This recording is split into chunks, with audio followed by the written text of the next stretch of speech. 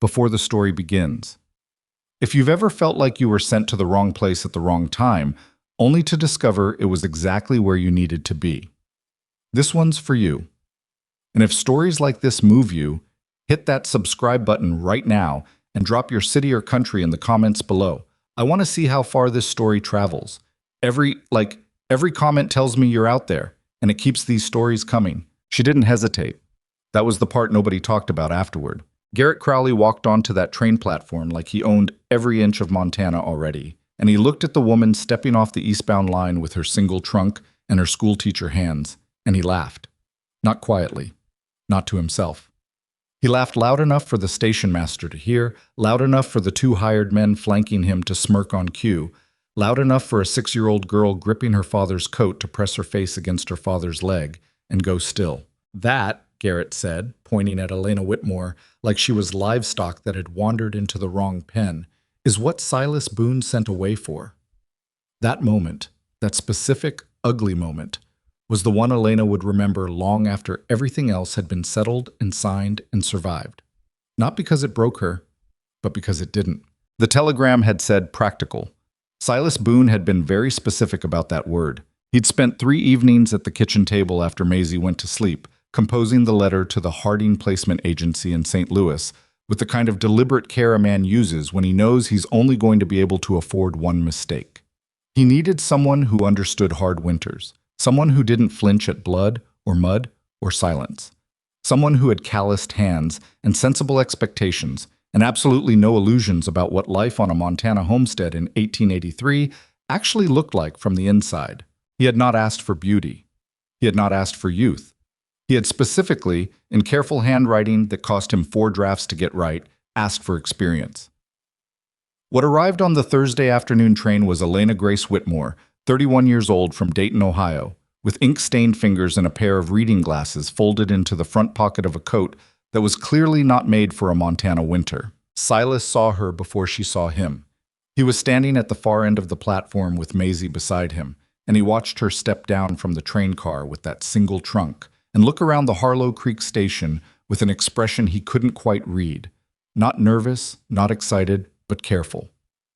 The way a person looks at a room before they decide whether they're going to say what they really think. She was not what he'd ordered. He knew at the moment he looked at her hands. Clean.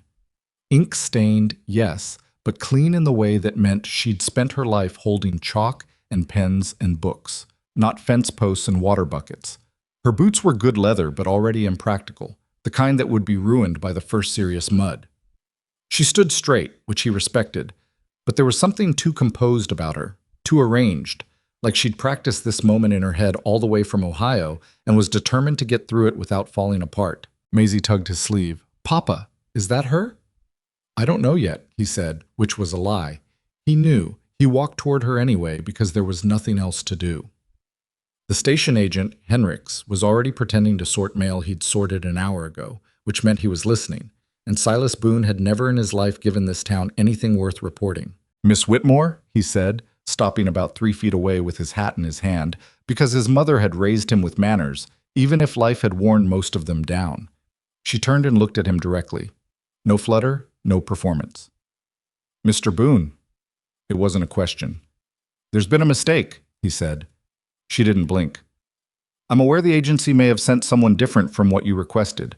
I'd like the opportunity to—" The agency was supposed to send a Mrs. Clara Fenwick, 43 years old, ran a homestead in Nebraska for 11 years before her husband passed. He wasn't saying it to be cruel. He was saying it because those were facts, and facts were the only thing he had left to work with. "You're not her." "Clara Fenwick accepted a position in Colorado," Elena said. 3 days before I was set to depart for another placement that fell through. The agency director thought wrong." A silence dropped between them, the kind that in a drawing room would have been social death, and on a train platform in Montana was just weather. It was Maisie who ended it. She stepped out from behind Silas's leg, walked 4 steps toward Elena Whitmore with the absolute confidence of a child who has not yet learned to be afraid of strangers, and said, "I prayed for you." Elena looked down at her. Something moved across her face that Silas couldn't name. Not quite surprise, not quite grief, something in between. She crouched down to Maisie's level, which nobody had expected, and said very quietly, "What did you pray for exactly?" "Someone who would stay," Maisie said. Silas looked away. He looked at the mountains because that was the only thing far enough away. When Garrett Crowley's voice came from the other end of the platform, sharp and theatrical, Silas had almost forgotten the man was there. Almost. Garrett had a way of making himself impossible to forget, even when you were trying your hardest. "That is what Silas Boone sent away for?" The two men with him laughed on schedule. Henricks behind his mail counter went very still. Elena stood up slowly. She didn't look at Garrett. She looked at Silas, and what she said was quiet enough that only he could hear it. "Is that man going to be a problem?" Silas put his hat back on. "That man is always a problem." "Then we should probably leave before he decides to make one now." She reached down and picked up one end of her trunk. Just picked it up, like she'd been doing her own hauling for years, which he would later learn she had. "Unless you've already decided to send me back." He hadn't decided anything. That was the honest truth. He stood there on that platform with the wind coming off the mountains cold enough to mean something, and his daughter's hand had somehow migrated into the hand of a woman he'd just met, and Garrett Crowley was still talking behind him in that voice that had never once in 20 years contained a single thing worth hearing. And Silas Boone made a decision he would spend the next 3 months alternately grateful for and terrified by. "I'll give you 2 weeks," he said, "to see if you can manage." "2 weeks is fair," Elena said. She picked up the other end of her trunk and waited for him to get the wagon. The ride to the ranch took an hour and 40 minutes on a good road. The road was not good. It hadn't been good since the rains in September had carved new intentions into the dirt, that the wagon wheels had no choice but to follow, and by the time they hit the third significant rut, Silas had stopped apologizing for the jolts, and Elena had stopped pretending they didn't hurt. Maisie sat between them on the bench like a very small, very satisfied judge. "This is the river," she told Elena, pointing as they crossed the Harlow Creek Bridge, which had one board Silas kept meaning to replace. "Papa says we own the water." "We own the right to the water," Silas corrected. "There's a difference." "That sounds like something that might matter," Elena said. It was a careful thing to say. Not a statement, not a question, but an opening, the kind teachers used when they wanted to see what you'd do with the space. He noticed it. He didn't take the opening. The ranch revealed itself slowly, which was its only mercy. From the road you saw the barn first, which was the best building on the property, because Silas had always believed that if the animals died, the rest of it followed. The house came second, and it was not the house he'd planned to build. The house he'd planned to build was still a set of measurements in a notebook in his desk drawer. What stood instead was the house that had gotten finished before Ruth died. The house with the 2 windows on the south side that she'd insisted on, and he'd thought unnecessary, and now couldn't look at without that specific, quiet weight in his chest that he'd stopped trying to name. Elena looked at the house and didn't say anything. He was grateful for that. She asked, though, when he was carrying her trunk through the door, "How long has it been?" 3 years, he said. "February." She nodded, moved on, asked him where she would be sleeping, and he showed her the room off the kitchen, which had a narrow bed and a chest of drawers and a window that let in the morning light before almost anywhere else in the house. Ruth had used it as a sewing room. He hadn't opened it in 8 months. Elena set her trunk at the foot of the bed and looked at the room for a moment. She said, "It's a good room." "The window sticks," he said. "You have to push on the left side." "Thank you for telling me." There was nothing else to say, so he left her there and went back out to deal with the horses, which were at least simple in their requirements. The first 3 days were a careful, exhausting negotiation conducted almost entirely without words. Elena woke before dawn. He heard her moving in the kitchen when he was still pulling on his boots. And by the time he came inside for the morning, there was coffee made and something heating on the stove that was more intentional than anything he'd cooked in months. Not fancy. She wasn't showing off. But it was real food made by someone who understood that a person needed more than porridge and salt pork to face a Montana November. She didn't ask him where things were unless she'd genuinely run out of ways to find them herself. He found evidence of her improvising in small, practical ways. The broken latch on the root cellar had been fixed with a piece of leather and a nail in a configuration he wouldn't have thought of, which annoyed him a little and impressed him more than he wanted to admit. She read to Maisie every evening before bed. He could hear her voice from the main room, steady and warm, working through a story about a ship captain and his crew that seemed to have approximately 47 chapters, and had Maisie demanding one more every night before Elena managed to get her settled. On the fourth day, he came in from the east fence line and found her at his desk, not going through his papers. He saw that immediately. She was sitting with her own paper and a pencil, and she'd made a list, and she held it out to him when he came in without any preamble or apology. "I've been looking at the house," she said. "This is what I think will go wrong before spring if nobody fixes it." He looked at the list. It had 6 items. 5 of them were things he knew about. One of them, the insulation gap behind the kitchen wall that was letting cold air pull through whenever the north wind picked up, was something he hadn't found yet. "You noticed that," he said. "I get cold easily," she said. "I pay attention."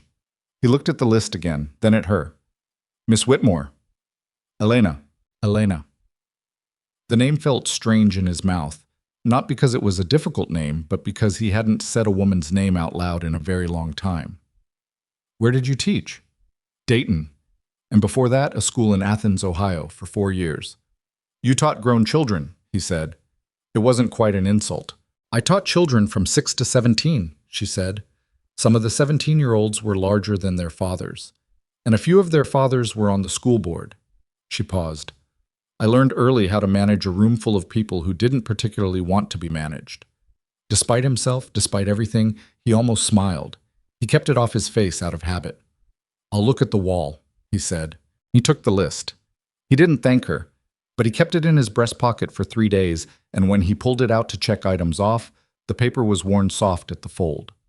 The thing about Maisie was that she didn't operate by the same rules as adults, and she had never pretended to.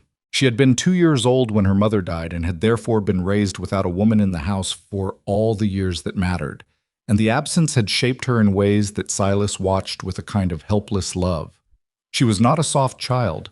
She was practical and direct and occasionally startling in the clarity of her observations, and she had absolutely no patience for people who said things they didn't mean. She had decided about Elena in approximately 4 minutes on the train platform, and she did not revisit the decision. By the end of the first week, she was following Elena through every task she was allowed to follow her through, asking questions at a rate that would have exhausted most adults and seemed to only partially exhaust Elena, who answered everything with the same level of honesty. She apparently gave every question regardless of who was asking. Silas watched them together from across the yard one afternoon. Maisie, on a stool beside Elena at the washboard, narrating a complicated story about a horse she'd named Gerald, who had apparently done something unforgivable the previous Tuesday, and something caught in his throat that he couldn't cough loose. It wasn't that Maisie hadn't been happy. He'd worked at that every day for 3 years, making sure she had what she needed, making sure she laughed, making sure the silence in the house didn't swallow her the way it kept trying to swallow him. But this was different. This was Maisie with someone who wasn't trying to make her happy as a project. This was Maisie with someone who just talked to her, listened, pushed back occasionally, told her when she was wrong about something, and then explained why without making her feel stupid for being wrong. He went back to the fence line. The fence was simpler. On the 9th day, Garrett Crowley came to call. He didn't knock. He never knocked. He rode up to the front of the house with 2 men and a document case, and that particular expression he reserved for moments when he believed he'd already won, and he called out from the saddle because men like Garrett Crowley did not get off their horses for men like Silas Boone. Silas came out onto the porch. He heard the back door open and close, which meant Elena had heard, and come to look from the kitchen side, and he didn't know yet whether that was going to be useful or a problem. Boone. Garrett didn't waste time on pleasantries. He'd never wasted time on pleasantries. It was the only thing Silas almost respected about him. "I'm prepared to make you a fair offer on the east parcel. You're heading into a hard winter, and we both know your operation is—" He paused, generous with the pause, letting it do the work he didn't need to say out loud. "Strained." "The east parcel isn't for sale," Silas said. "Everything's for sale at the right price," Garrett said. "I'm offering you enough to get through the winter and then some. Make a fresh start somewhere more—" Another pause, another gift of space for the worst interpretation. "Manageable." "The east parcel," Silas said again, "isn't for sale." Garrett looked past him toward the house. Something shifted in his expression. Small and quick, but Silas caught it, the way you catch movement at the edge of your vision. "I understand you've got a woman here now," Garrett said, "from back east somewhere. That's not your business. Just seems like an interesting time to be taking on another mouth." Garrett said, given the circumstances. The document case. Silas looked at it now, really looked at it, and felt the particular cold that had nothing to do with November. What's in the case? Garrett's smile was practiced and unhurried. Just some paperwork concerning the creek boundary. Seems there may have been some discrepancies in the original survey. My people have been looking into it. He let that sit. I thought you'd want to know. He didn't wait for an answer. He turned his horse and rode back up the road with his 2 men following, and the document case went with him, and Silas stood on the porch until they were gone, and the dust settled. Elena was standing in the doorway behind him. He didn't know how long she'd been there. That man is going to try to take the creek, she said. It wasn't a question. He turned and looked at her, and saw that she wasn't afraid, and wasn't pretending not to be afraid. She was just thinking, like the way she'd looked at the house when they first arrived, the way she looked at problems, straight and without wasting time on how she felt about them first. He's been trying to take the creek for 6 years, Silas said. What stopped him before? Ruth. He said the name evenly, which cost him something. She was the one who kept the original survey records and knew where to find them. After she died, I couldn't... He stopped. I've been meaning to locate them. Elena was quiet for a moment. Then she said, Tell me where to start looking. He stared at her. That's not... Mr. Boone. She said it the way she probably said names in a classroom when a student was about to argue himself into a corner. That man is going to come back with lawyers, and he is going to try to take the water that keeps your cattle alive. How much time do you think you have? The wind came off the mountains and pushed between them, and neither of them moved. The desk, Silas said finally. There's a locked drawer on the left side. I've got the key somewhere. Find it tonight, Elena said. She went back inside. He heard her talking to Maisie in the kitchen, calm and ordinary, asking what Maisie wanted with dinner, and the sound of Maisie's answer was as regular as anything. Silas stood on the porch for another minute. The mountains were doing what they always did in November, gathering themselves, thinking about winter, keeping their own counsel. He found the key that evening. It had been in the pocket of the coat he'd worn to Ruth's funeral, and he'd put it there because he couldn't put it in the desk drawer, and he hadn't been able to make himself wear that coat since. Elena was sitting at the kitchen table with a lamp, going through a box of documents she'd found in the back of the closet, Maisie asleep already, the house quiet in a way that was different from the quiet he'd been living in for 3 years. Not empty, just resting. He set the key on this table between them without saying anything. She looked at it, then she picked it up and set it beside the box. We'll start on the drawer tomorrow, she said. Get some sleep. He almost argued. He was tired enough that he didn't. He went to bed and lay there in the dark listening to the wind test the house, and thought about the insulation gap behind the kitchen wall and the list that had been in his breast pocket for 9 days. Somewhere in the house, the window with the sticky left side let in the sound of the night, and someone had already figured out how to push it open. The key sat on the kitchen table all night. Silas didn't sleep well, which was not unusual, but that night it was the specific kind of sleeplessness that came from something unfinished, sitting in the dark waiting for him. He lay in the bed he'd shared with Ruth for 6 years and stared at the ceiling and thought about Garrett Crowley's document case and the way Garrett had looked past him at the house, calculating something, measuring something, with the particular patience of a man who had never once in his life worried about where the next meal was coming from. He got up before the lamp in the kitchen was even necessary. Elena was already there. This had stopped surprising him around day 4, but it still caught him. The way the kitchen had stopped being an empty room he passed through and had become a place where something was always happening. Coffee on the stove. Bread from the night before wrapped in cloth on the counter. Elena at the table with the box of documents open in front of her, her reading glasses on. A second lamp burning because the morning was still full dark. She looked up when he came in. The locked drawer, she said without preamble. Is it the one on the left or the one on the right? Left, he said. She pushed the key across the table toward him. I didn't want to open it without you. He looked at the key. Small, iron, worn at the bow, from years of being on that key ring Ruth kept on a hook by the back door. He'd never once thought about where that key came from when Ruth was alive. He'd just known that she had it, the way she had everything that mattered, quietly, without making him feel the gap until the gap was all there was. He picked up the key and went to the desk and opened the drawer. Inside was a leather portfolio, worn at the corners, tied with a black cord. He knew the handwriting on the label before he untied it. Ruth's, small and careful, the letters slightly compressed the way her handwriting got when she was being deliberate about something. Survey records. Boone Homestead, Harlow Creek boundary, filed September 1879. He set it on the table between them without opening it. Elena looked at him. Not at the portfolio, at him. Do you want me to start? He sat down. Go ahead. She untied the cord and opened it with the same care she seemed to give everything.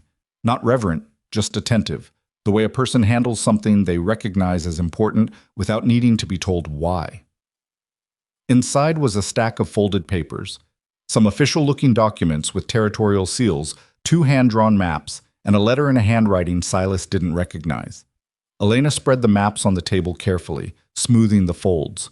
The creek boundaries, she said. Where does Crowley claim the dispute is?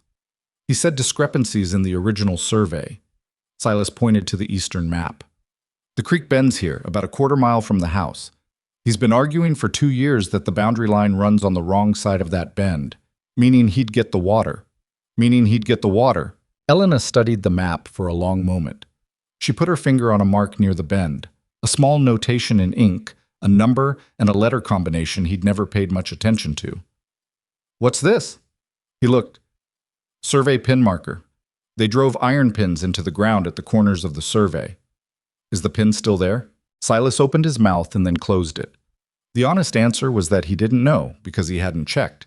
Because for the last 3 years he'd been doing the work of staying alive and raising Maisie and not thinking about survey pins.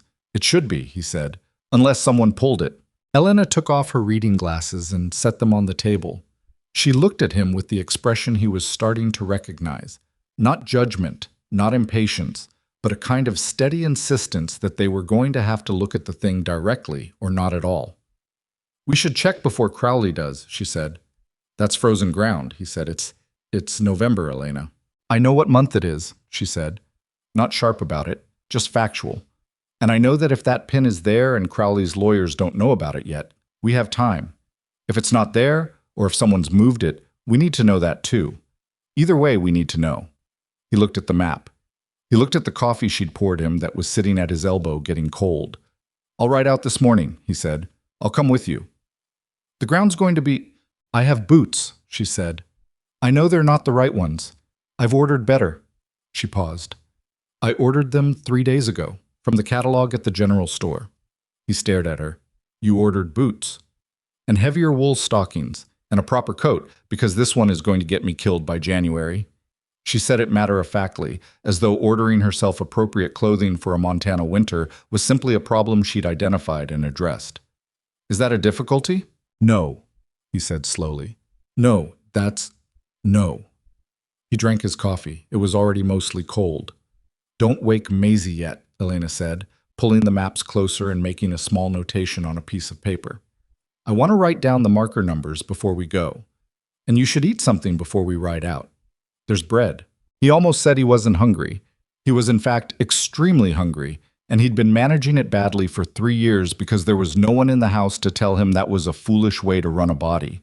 He got the bread without arguing and sat back down and watched her copy out the survey marker coordinates in her school teacher handwriting, careful and quick. And he ate standing at the counter because he hadn't sat down to eat breakfast at the table in longer than he could immediately remember. The ride to the East Bend took 20 minutes in the cold, which was the kind of cold that had intentions. Not just temperature, but pressure. The feeling of a bigger system building somewhere northwest of the mountains, and not hurrying because it had all winter to arrive. Elena rode without complaint on the horse he'd given her, which was the steadiest animal he owned and still a horse with opinions. And she handled the opinions with the same practical calm she seemed to bring to everything. She hadn't claimed to be a rider. She'd just gotten on the horse and adjusted and paid attention, which was really all riding required if you were willing to do it honestly. He found the survey pin. It was half buried in frost-hardened earth, at the base of a rock outcropping exactly where the map said it would be, and it was clearly, unambiguously original. The iron was the right age, the stamp on the head matched the Territorial Survey Office mark from 1879, and around it, in the frozen ground, was the slight depression of undisturbed earth that meant nobody had touched it in years. Elena crouched beside it. She looked at it for a long time. Then she looked at him. Can we photograph it? I don't have a camera. The man at the general store, Henrik's. He has a camera. I saw it behind the counter. She stood up. He does portraits. People bring their children in. Henrik's isn't going to ride out here in November to photograph a survey pin. I'll ask him, she said simply. Elena, I'll ask him, she said again. People generally say yes to a direct request more often than you'd expect. You just have to not be embarrassed about asking. She paused, looking at the pin. We should also get a written statement from whoever witnessed the original survey. Is anyone still alive who was there? He thought about it. Pete Alderman. He's got a place about 8 miles south. He was the county surveyor's assistant in 1878 and 79. Would he testify? If someone asked him right. She looked at him. The wind came through the cottonwoods along the creek and pushed her coat back, and she grabbed it. And for a second she looked cold and real and ordinary in a way that made him say, without planning to, "You've done this before." She looked at him. Done what? Figured something out when someone was trying to take it away. She didn't answer immediately. The creek moved under its skim of ice, saying nothing useful. Then she said, My father lost his house when I was 14. Creditors. There were supposed to be protections, but the paperwork wasn't in order and nobody had thought to check. She stopped. After that, I paid attention to paperwork. He nodded. He didn't push. She'd given him enough. They rode back without talking much, which by now had stopped being uncomfortable and had become its own kind of communication. The kind that happens between people who have gotten past the performance of conversation and reached the actual thing underneath. When they got back, Maisie was awake and had made what she described as breakfast, which was bread with an ambitious quantity of preserves applied to it, and a cup of water she had decided was tea, on the grounds that she had put a piece of dried apple in it. Elena looked at the cup. That's very creative, she said. It tastes like tea, Maisie said confidently. Silas tasted it. It tasted nothing like tea. It's good, he said, because some arguments were not worth having. Elena sat down across from Maisie and accepted her own cup of apple water and said, Maisie, do you know a man named Mr. Alderman? He has a ranch to the south. Maisie thought about it. He has a gray dog. Do you know if your father and Mr. Alderman are friendly? Maisie looked at Silas with the unfiltered assessment that only 6-year-olds and very old women can get away with. Papa doesn't have a lot of friends, she said. I have friends, Silas said. Name one, Maisie said. A silence. Old Pete, he said finally. Alderman. That's one, Maisie agreed. Miss Elena should come when you visit him. She's good at talking to people. I'm good at talking to people, Silas said. Maisie drank her apple water and said nothing. Elena was looking out the window. She was doing it carefully enough that he knew she was hiding a smile, and he felt something loosen in his chest that had been tight for a very long time, not fixed, not resolved, just loosened, like a knot that had been pulled so hard for so long that even a slight easing of the tension was enough to notice. I'll ride to Alderman's tomorrow, he said. You can come. Thank you, Elena said. Don't thank me yet, he said. He's got a gray dog with ideas above its station, and it's bitten me twice. I'll bring bread, Elena said, for the dog. The dog doesn't deserve bread.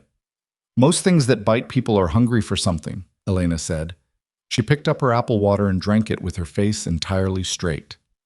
The week that followed was the hardest week on the ranch since the January 2 years ago, when 3 cattle died in a cold snap, and Silas had spent 4 nights in the barn keeping the rest alive on almost no sleep. Not hard in the same way. This was a different kind of hard, the kind that came from everything needing doing at once, while simultaneously something threatening was building at the edges. The north wind arrived. Not the storm yet, but its advance announcement, the kind of sustained cold that made the house contract and breathe differently and made the work outside feel like an argument with the landscape that nobody was going to win. Elena did not stop moving. This was the thing he couldn't have predicted about her. Not that she worked, because he'd expected her to work if she was going to stay, but the way she worked. She didn't push through things. She looked at them first. She touched a wall and thought about what was behind it before she decided what to do. She went at a problem the way she'd gone at the survey records. Methodically, without drama, without making her effort the center of attention. The insulation gap behind the kitchen wall took 2 days to fix properly. She did most of it herself with rope caulk and strips of wool she cut from a blanket that had been sitting in the back of the linen chest unused from the look of it, several years.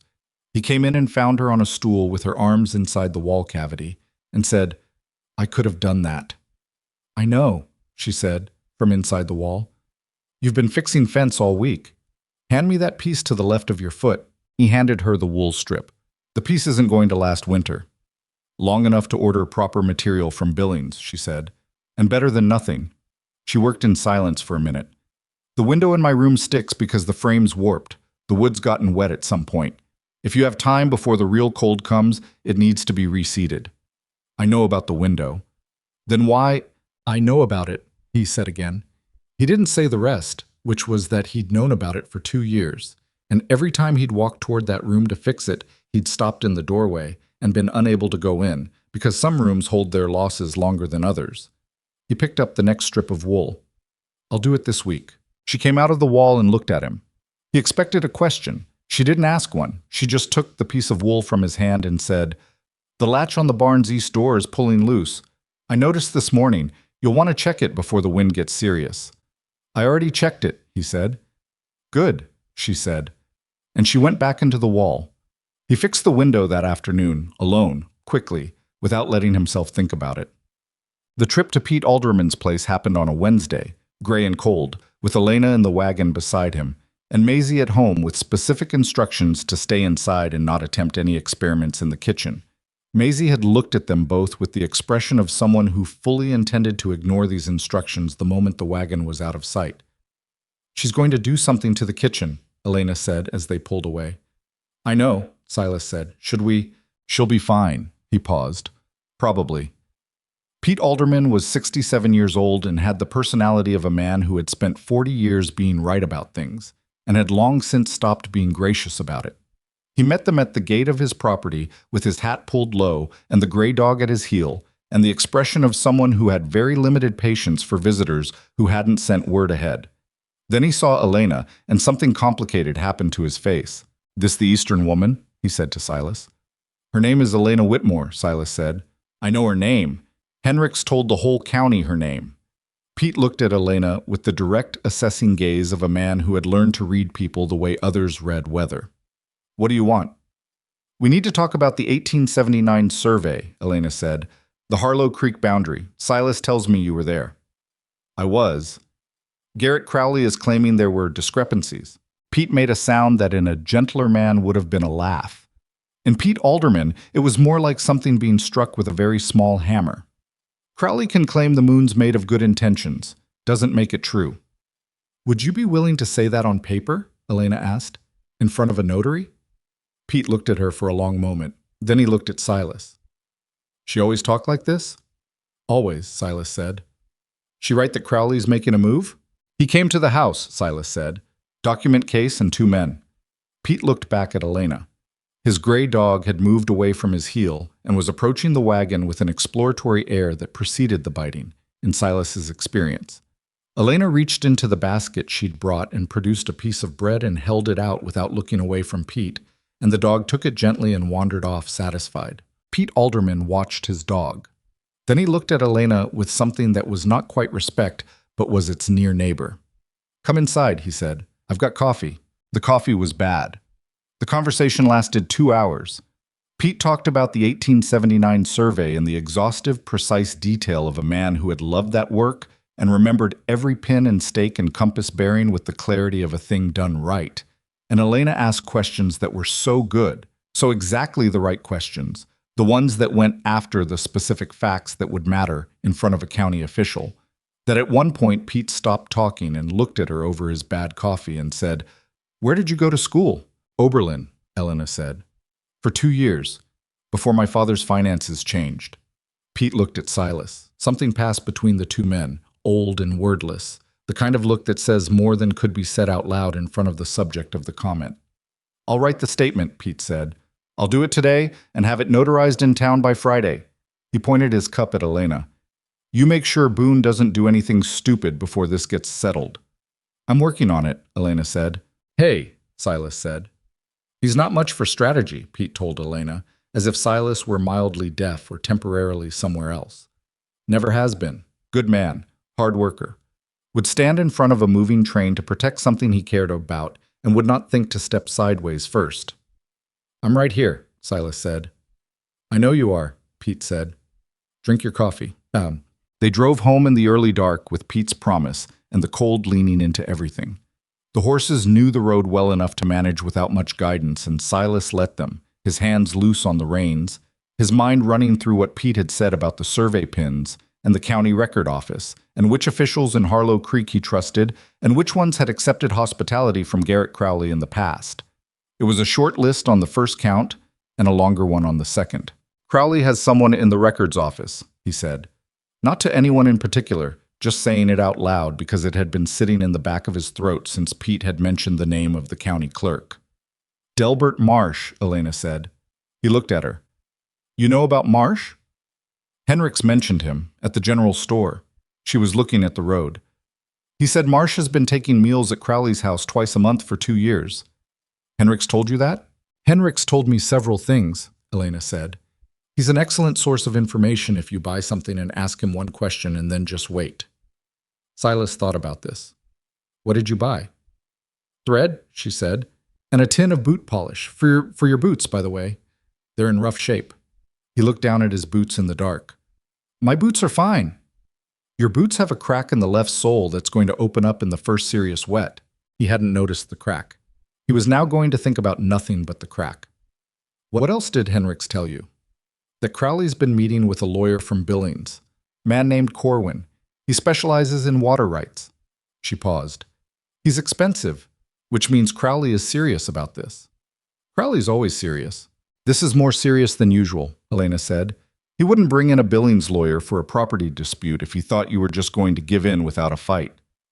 Silas thought about that, about what it meant that Crowley was this prepared, this invested, and the cold thing it implied about Crowley's confidence in the outcome. He thinks he's going to win, he said. He thinks you're going to give up, Elena corrected. There's a difference.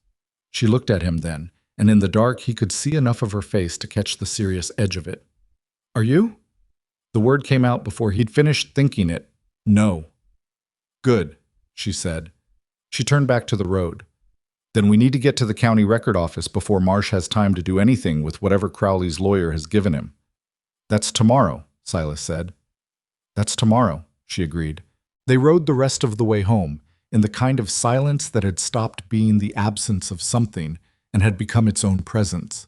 The silence of two people thinking about the same problem from two different angles and finding, unexpectedly, that the angles fit. Maisie had, as predicted, done something to the kitchen. What she'd done was attempt to make soup, which in principle was admirable, and in practice had involved a quantity of dried beans that had not been soaked, a piece of salt pork she'd found in the cold box, and a decision to add what she described as spices, but what appeared to be approximately half the contents of the herb shelf applied in enthusiastic and undiscriminating quantities. The kitchen smelled aggressively of thyme.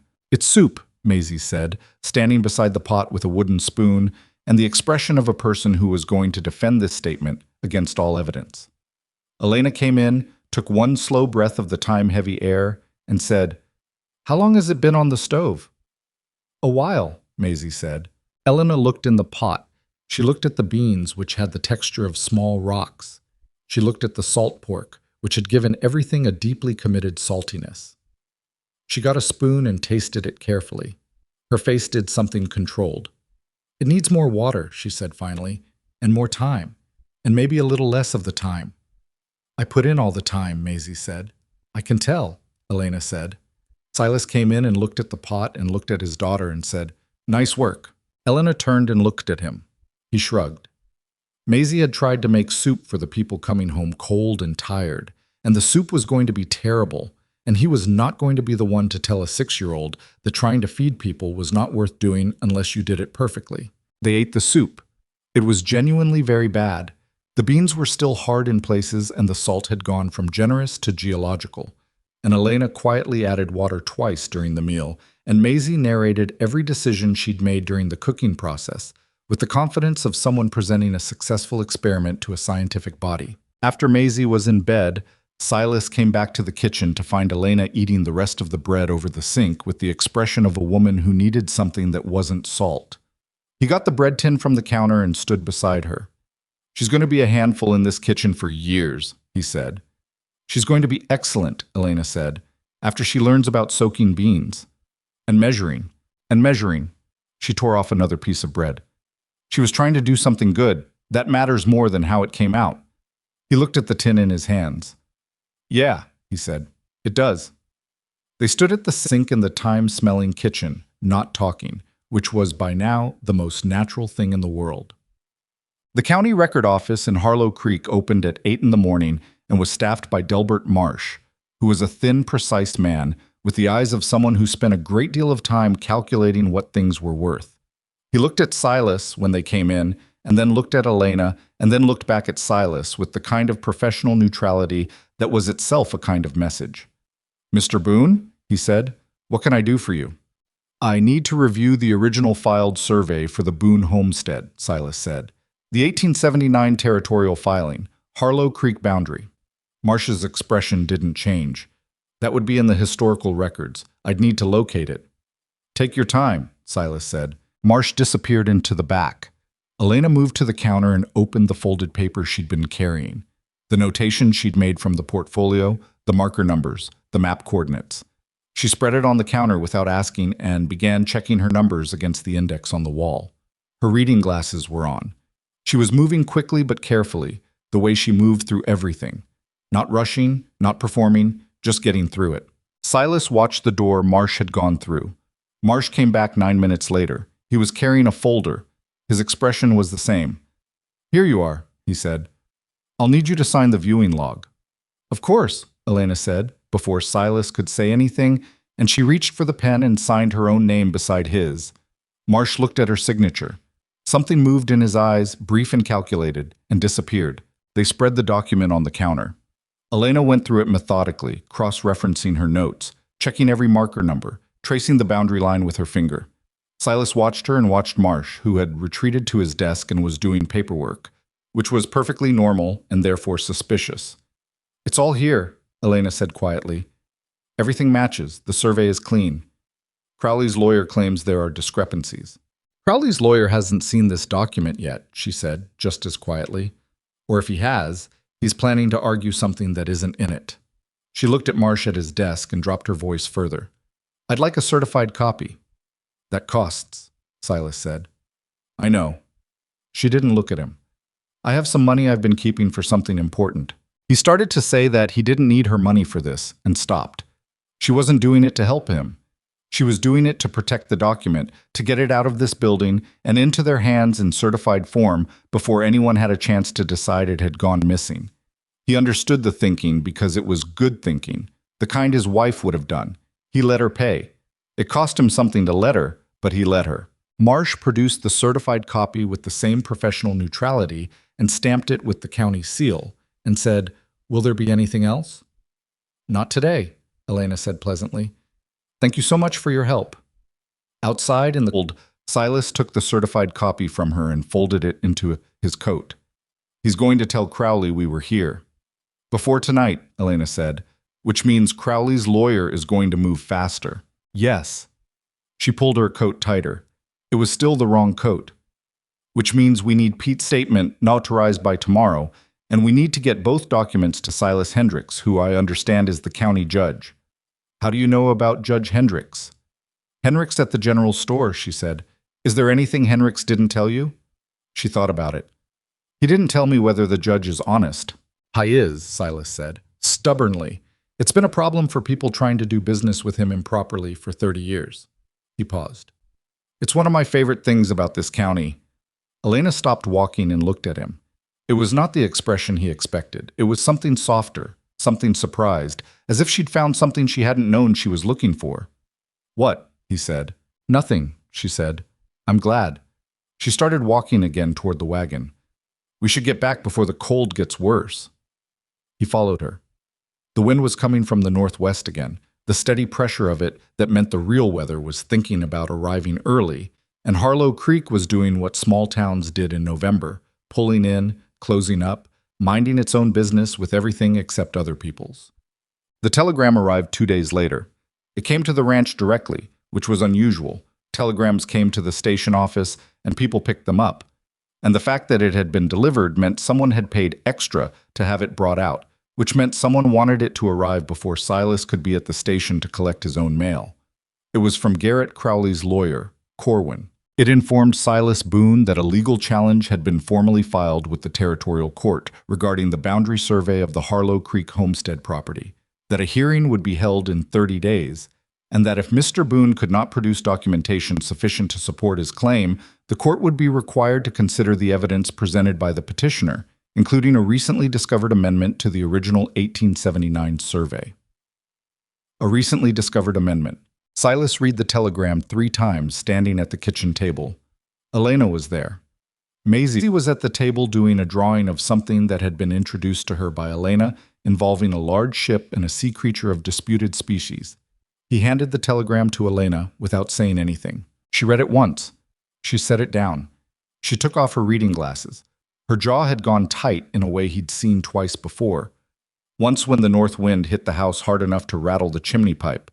Once when she found the boot Polish, he'd told her his boots were fine and had clearly gone and bought it herself without mentioning it. A recently discovered amendment, she said. There is no amendment, he said. I know there isn't. She looked at him. They made one. The words landed in the kitchen and sat there. Maisie's pencil moved across her paper, scratching out the sea creature. The stove made the sounds it made. Outside, the wind was steady and earnest against the north wall. They made one, Silas said. Or they're claiming they found one, Elena said. Which is the same thing, practically speaking.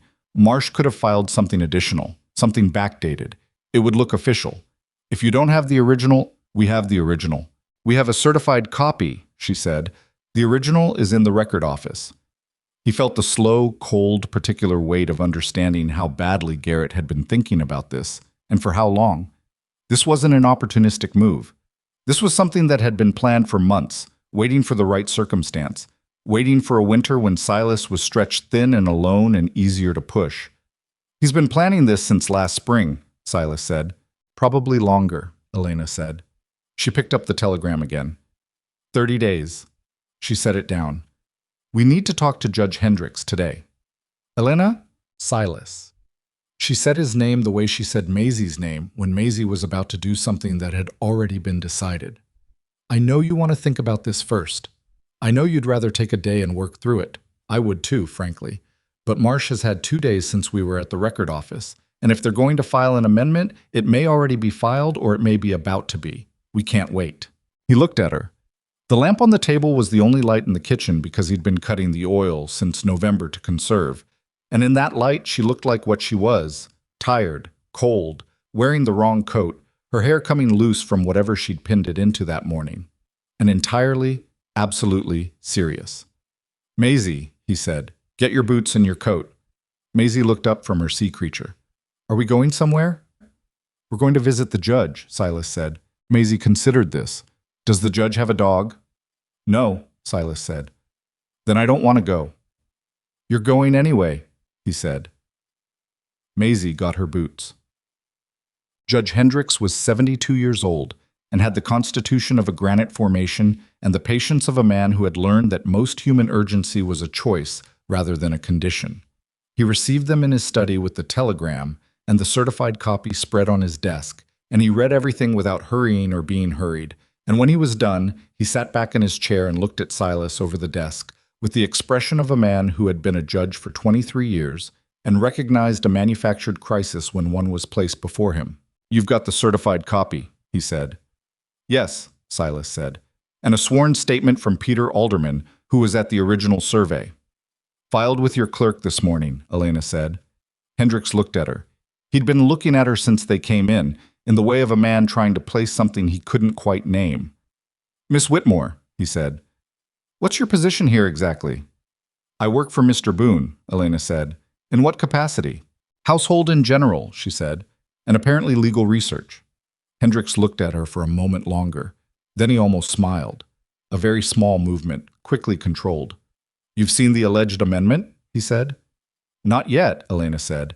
But if it was filed after we visited the record office 2 days ago, your clerk should be able to tell when it was registered.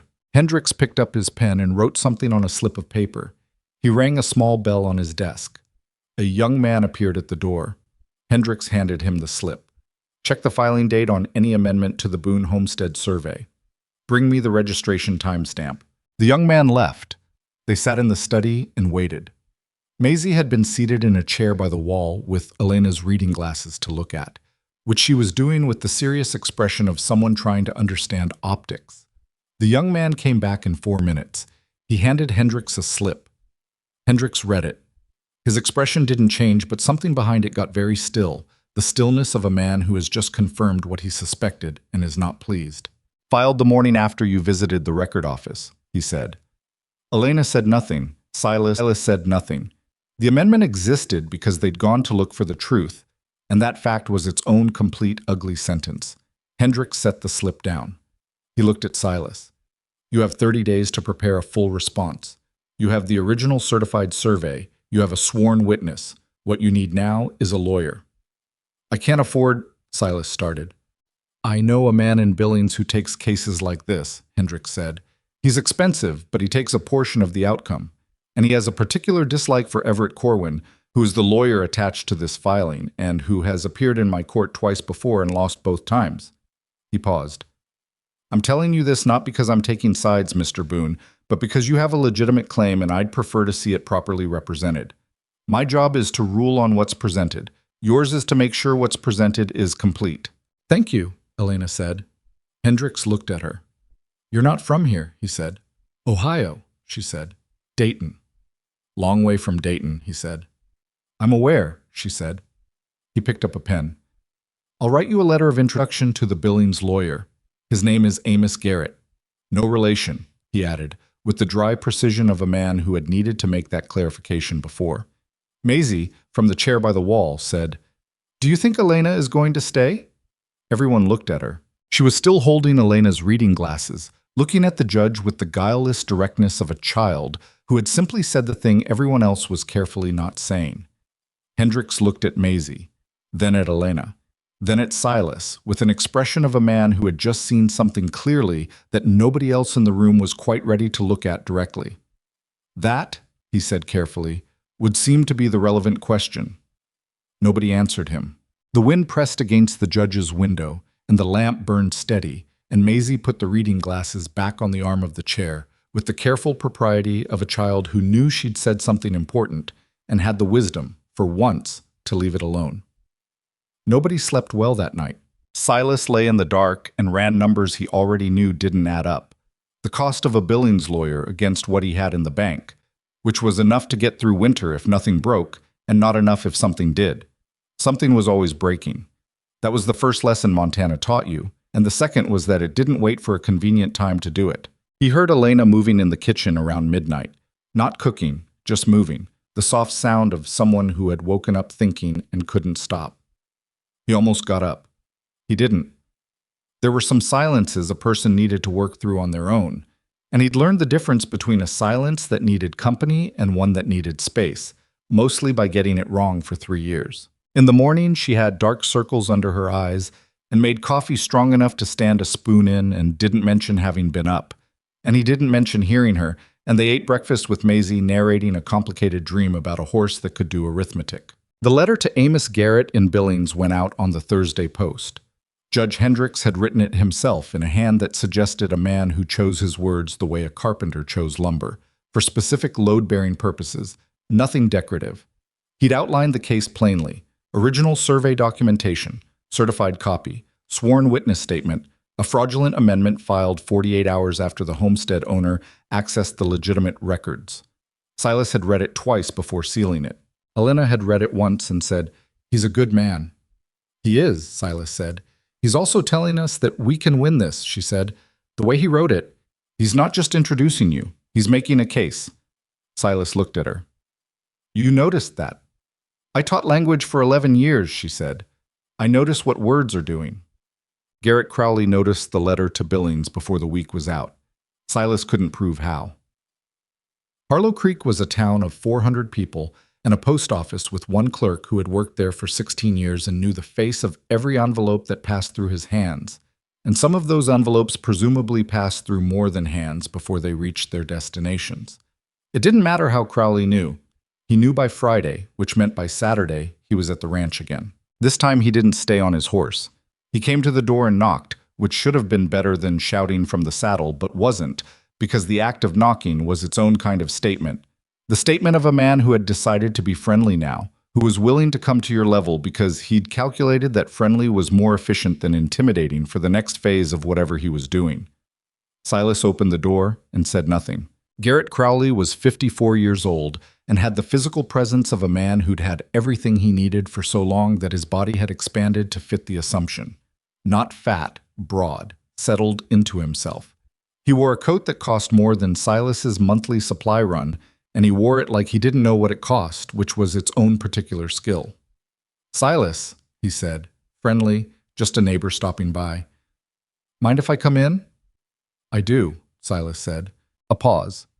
Crowley absorbed it with the ease of a man who had been told no enough times in his life that he'd developed a sophisticated system for not hearing it.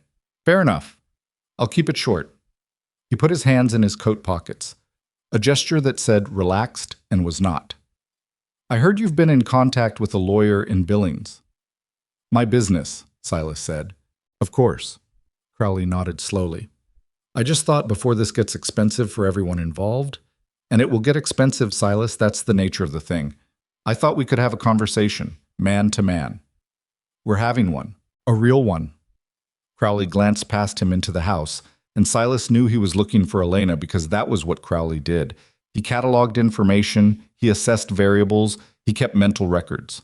"My offer still stands, the east parcel, fair price. You keep everything else, keep the house, keep the North Range. You'd be in a better position by spring than you are right now."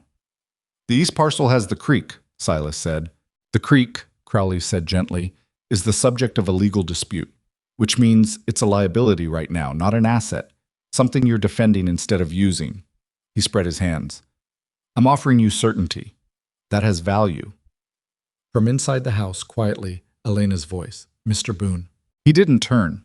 He heard her come to stand somewhere behind his left shoulder, not in the doorway, back a few feet, which meant she'd heard enough and was positioning herself where she could hear the rest without being part of it yet.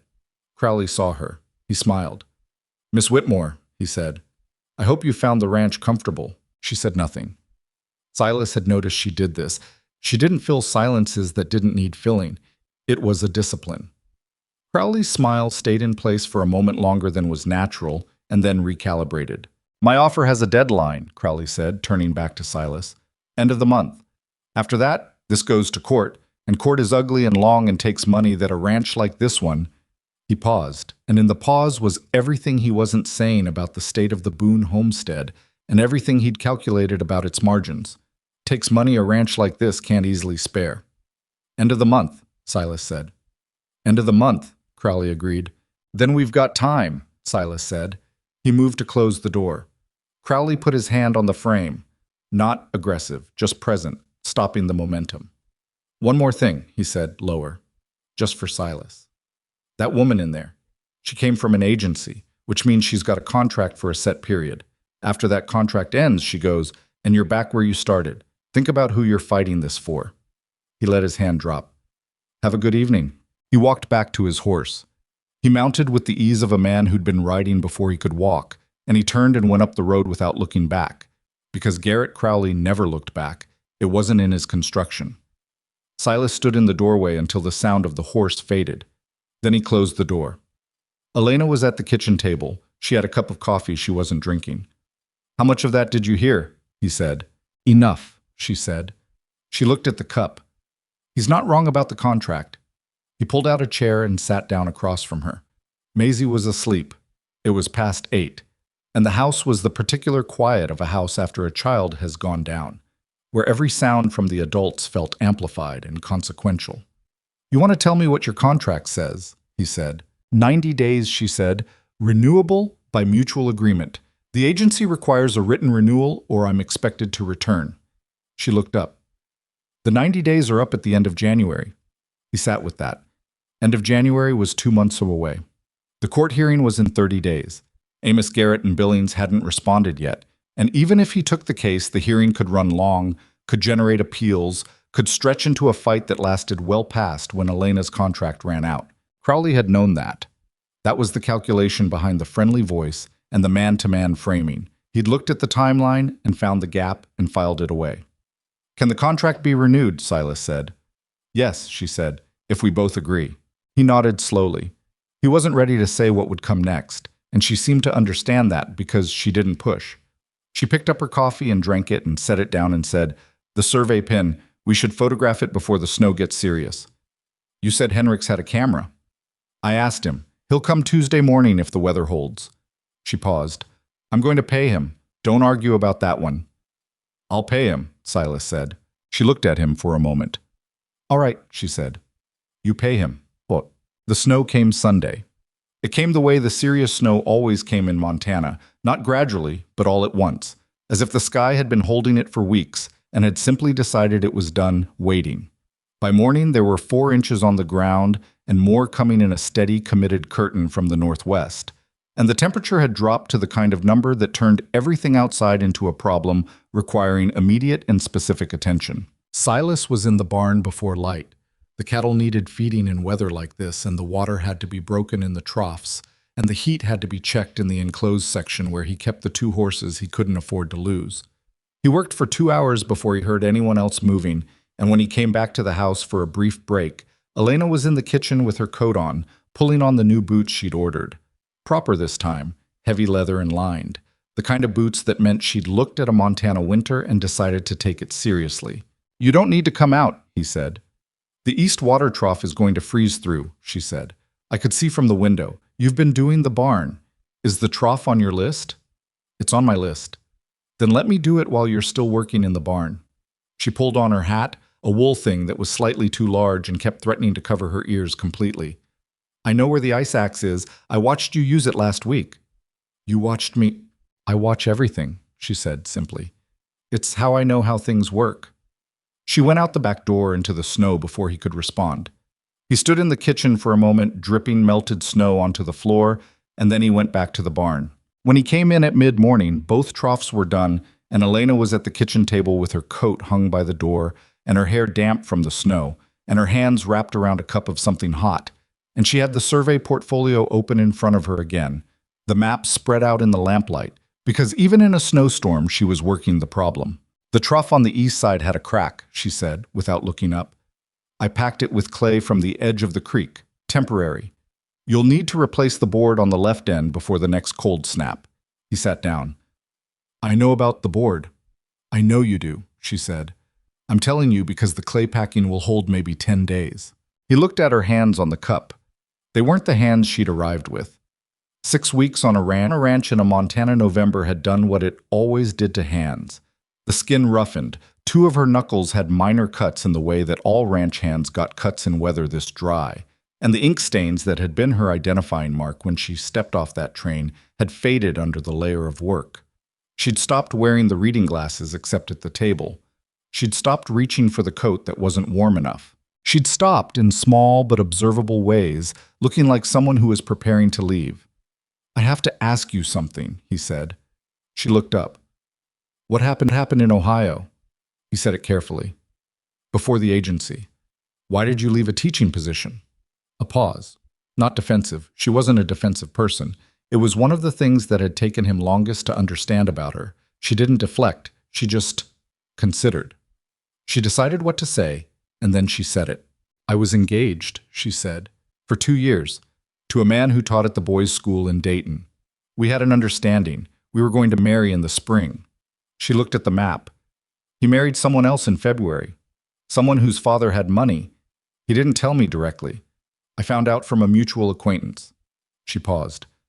I had given up a position in Athens to be closer to him.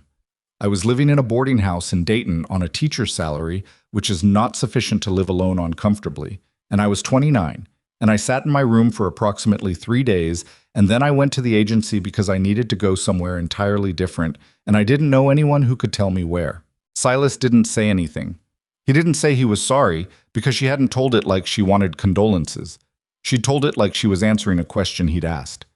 He told people I had refused him, she added, which made it easier for him. In a town that size, the version that gets out first tends to be the one that stays. She straightened the map corner. I didn't correct it. I just left. That's not nothing, he said. No, she agreed. It's not nothing. She folded her hands on the table.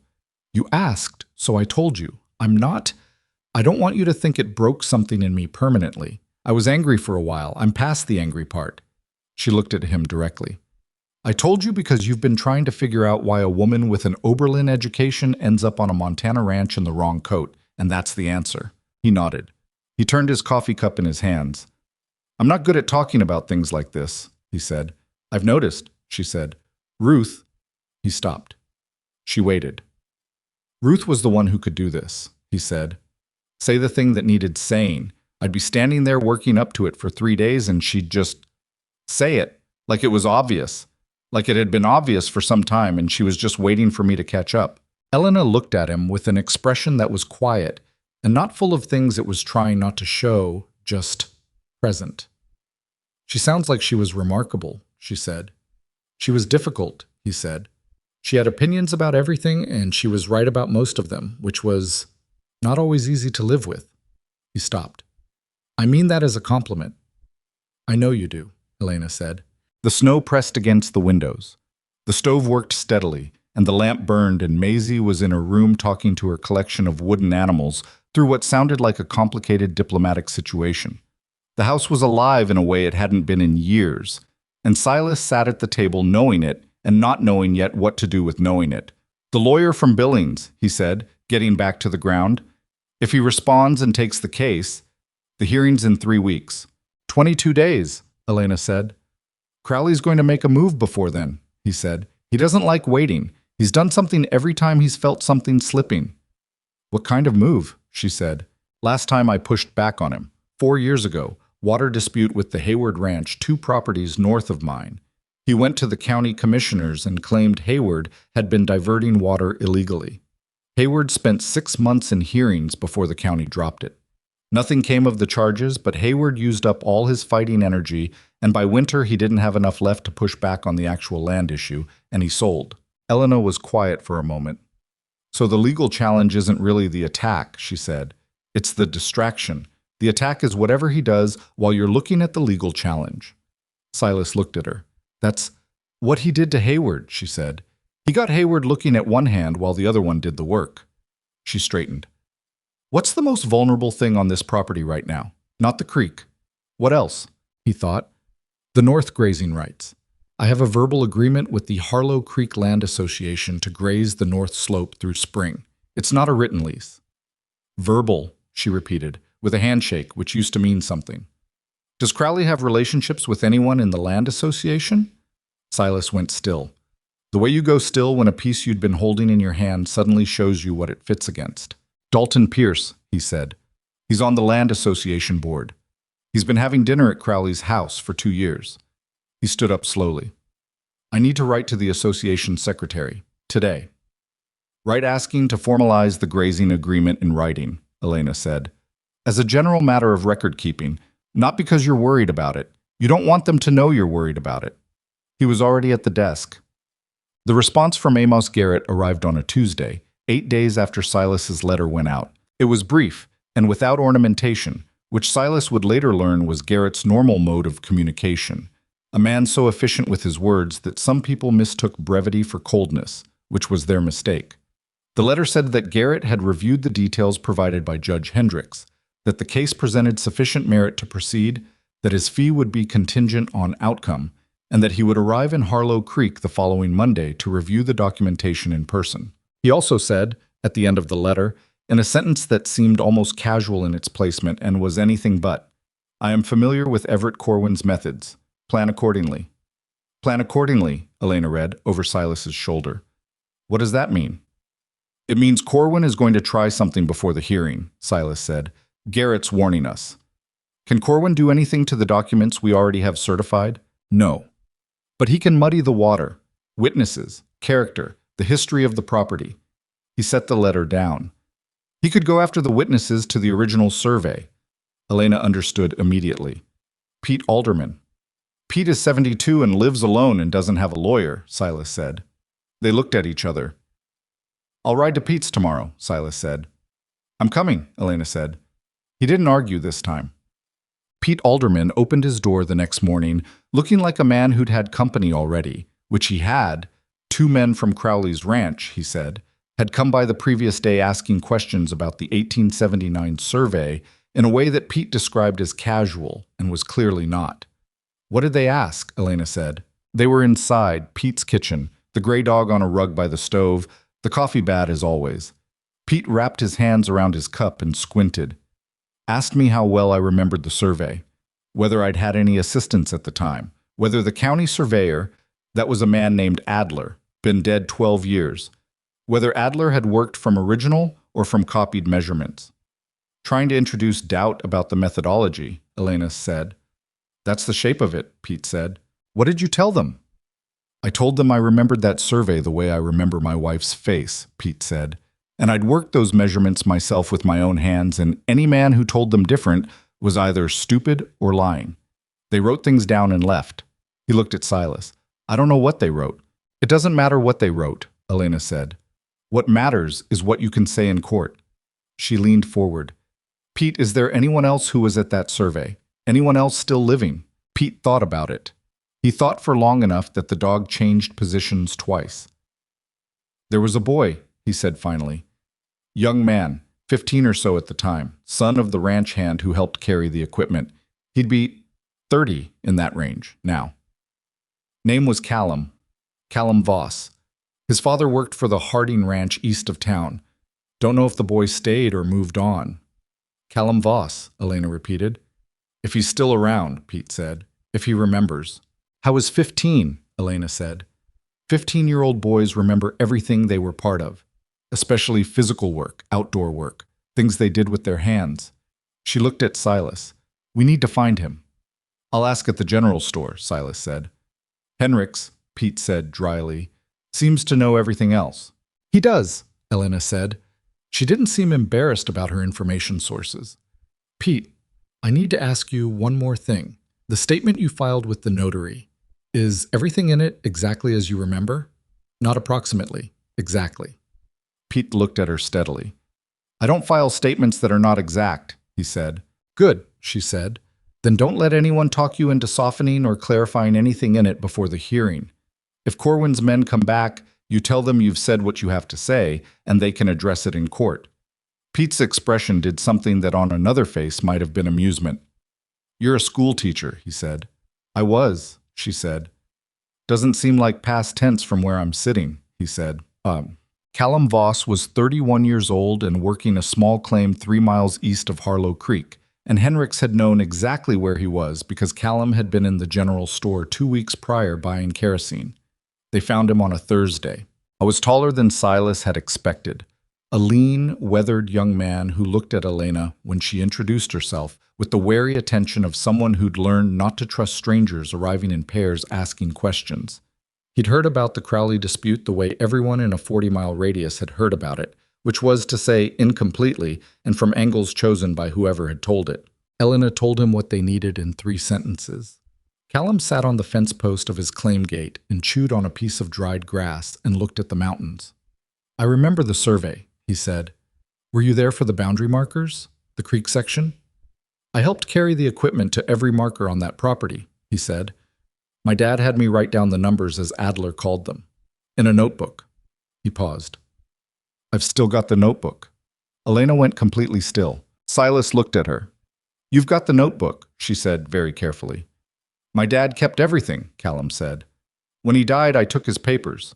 The notebook's in a box in the house. Hadn't thought about it in years until... He stopped.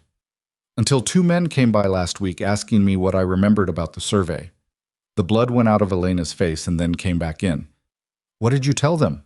I told them I was a kid and barely remembered anything, Callum said. He looked at her levelly.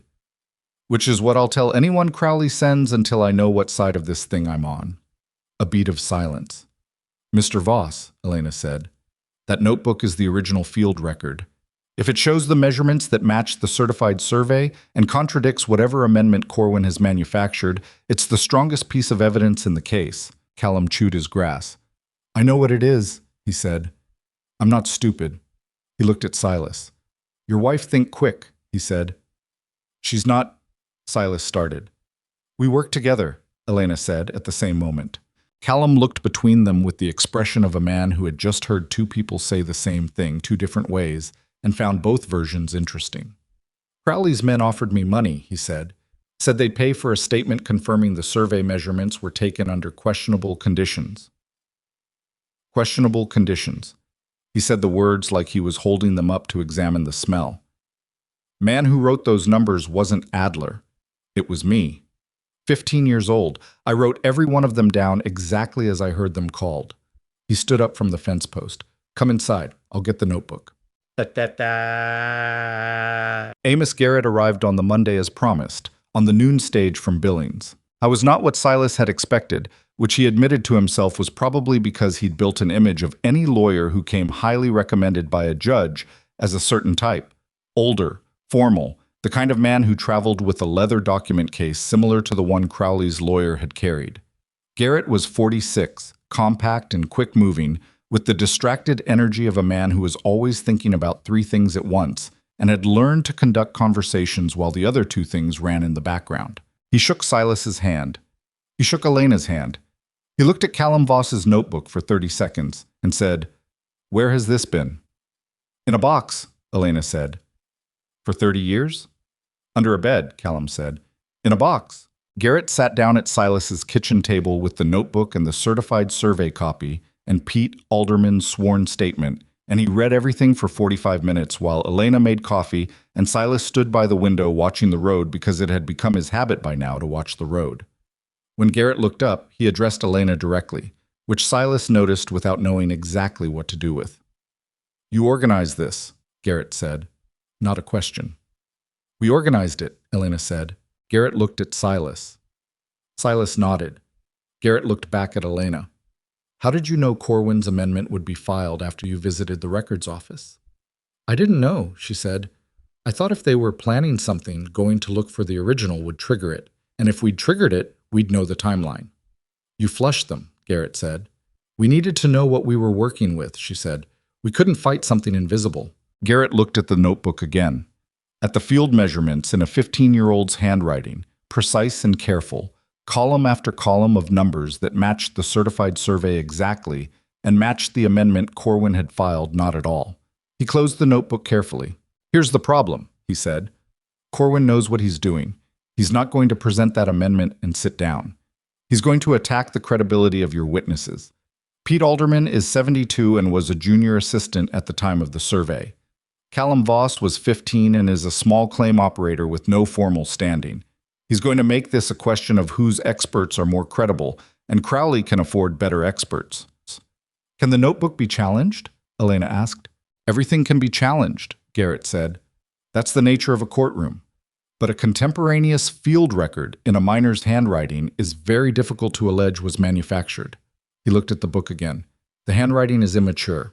The numbers are consistent with a child transcribing as called. The paper is original period stock." He paused. "Corwin is going to hate this notebook." "Good," Silas said from the window. Garrett turned to him. "The hearing is in 14 days. I need depositions from both witnesses. I need a detailed map of the current survey pin location with photographic documentation. I need a statement from you about every interaction with Crowley regarding this property going back 5 years." He looked at Elena. "I need someone to go through the amendment filing and identify every specific point it contradicts the original survey, cross-referenced with the notebook measurements." "I'll do that," Elena said. "It's exacting work." "I'm a teacher," she said. "Exacting is what I do." Garrett looked at her for a moment longer than necessary. Then he said, "Right." He picked up his coffee. "I need to tell you something difficult about the hearing." Silas came away from the window. "Corwin is good," Garrett said. "He's unethical and aggressive, and he doesn't mind losing small to win big, which means he's going to try to rattle everyone in that room before the judge calls order. He will say things about the property, about the timeline, about credibility that are designed to make you angry. If you get angry, he wins the room even if he loses the case." "I don't get angry easily," Silas said. Garrett looked at him with the expression of a man who had sat across from 100 ranchers protecting their land and knew exactly what that sentence was worth. "Mr. Boone," he said, "it's your ranch, your water, your family's survival. Corwin has done his research and he will find the word or the implication that goes through your specific armor, and he will use it in front of the judge. I need you to be prepared for that." Silas said nothing. What's he likely to use? Elena said. Garrett looked at her. You want me to say it out loud? Yes, she said. He paused.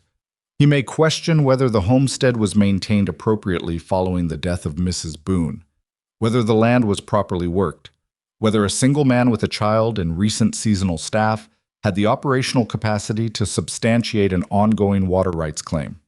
He said it quietly, not cruelly, just the way a doctor says the word for the thing that's wrong. He's going to make the case that this property has been in practical decline and that the creek boundary matters less because the property isn't fully using the water anyway. Silas felt it. The thing Garrett had warned him about, landing exactly as described, like a hand pressed flat against a bruise he'd been pretending wasn't there. Elena was watching him. The winter wheat, she said, to Silas. He looked at her. We put in winter wheat on the east slope last week, she said, to Garrett. Using creek water for the initial laying in, we've extended the kitchen garden south and added a second livestock watering line off the main creek feed. She paused. The property isn't in decline. It's in the first phase of expansion. Garrett looked between them. Is that accurate? It will be, Elena said. Silas looked at her. She was looking at Garrett, calm and direct, and she was not lying, or not entirely, because the conversations about the winter wheat had happened. The plans had been sketched. The seeds had been sitting in the shed. She was describing things that had been discussed and not yet done as things that were in active progress. And she was doing it with the confidence of a woman who fully intended to make them true before the 14 days were up. We'll need documentation of the expansion activity, Garrett said slowly. Receipts from seed purchase at Henrik's, Elena said. Log entries in the ranch journal. Silas has kept a daily record for 6 years. She looked at Silas. You have, haven't you? Every day, he said. He'd done it because Ruth had started it, and he hadn't known how to stop. The journal shows continuous active operation of the property, Elena said to Garrett, and it shows increases in activity in the last 6 weeks. She said the last part without inflection, but Silas heard what was in it, what the last 6 weeks had actually been, what had actually changed, what the journal entries from the last 42 days contained that the ones before them didn't. Garrett pulled out a small notebook of his own and wrote something. I need to see that journal, he said. You'll have it, Silas said. He said it without looking at Elena, but he was aware of her in the way he was always aware of her now. The way you become aware of a structural thing that was always there, but that you've only recently started understanding was holding something up. 3 days before the hearing, Garrett Crowley made the move Silas had predicted. It didn't come from Crowley directly. It came through a man named Taggart, who sat on the Harlow Creek Land Association board alongside Dalton Pierce, and it came in the form of a notice delivered to the ranch that the verbal grazing agreement for the North Slope was under review pending a formal board meeting and would be suspended in the interim. Silas read the notice standing at the kitchen door and felt the cold of it that had nothing to do with the temperature. Elena was behind him. She read it over his shoulder. She said, He's trying to stretch you across 2 fronts. He's doing it because it worked with Hayward, Silas said. But you knew he might, she said. You wrote to the association secretary 3 weeks ago. They didn't formalize the agreement in writing, he said. The secretary sent a letter acknowledging my request, but said it would require a board vote. He lowered the notice. Crowley got to Pierce before the vote happened. Elena was quiet for a moment. Then she said, Who else is on the Land Association board? He named 4 men. She listened. Harmon Lyle, she said. I've heard that name. Henrik's mentioned him. He and Crowley have some history. They had a range dispute about 8 years ago, Silas said. Settled eventually, but it wasn't friendly. Would Lyle vote against a motion pushed by Pierce if Pierce is seen to be acting for Crowley's interest? Silas thought about it. Harmon Lyle was a man who had been in this county for 30 years and had very specific views about who owed what to whom and for how long, and his relationship with Garrett Crowley was exactly the kind of relationship that looks like peace from the outside and is not. He might, Silas said, if someone pointed out the connection between Pierce and Crowley clearly enough. Write to him tonight, Elena said. Not asking him for anything, just letting him know you're aware of the connection. Let him draw his own conclusions. She paused. People who have been wronged by the same person respond to being reminded of it. It wakes something up. Silas turned and looked at her.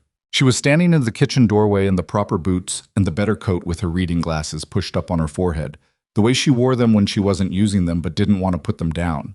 And she looked exhausted, genuinely exhausted in a way she hadn't been letting herself show. The circles under her eyes, the slight tightness around her mouth that meant she'd been worrying through nights again. "Elena," he said. "Write the letter," she said. "We can sleep after Thursday. You can't keep—" "Silas." She said it quietly, not irritated, not commanding. The way she said his name sometimes, like it meant something specific that she hadn't attached a word to yet. "I'm all right. This matters. Let me help." He looked at her for a moment that went on longer than he intended. "All right," he said. I went to the desk. She made more coffee. Maisie called from her room asking if there was anything to eat, which there was, which Elena had made sure of before she'd let herself sit down. The letter to Harmon Lyle took Silas an hour to write, and Elena read it once and made 2 small suggestions about word choice, and then folded it herself and addressed it in her schoolteacher hand, because his handwriting, she'd observed once without cruelty, was the handwriting of a man who wrote things down for himself and not for an audience. He hadn't argued with that.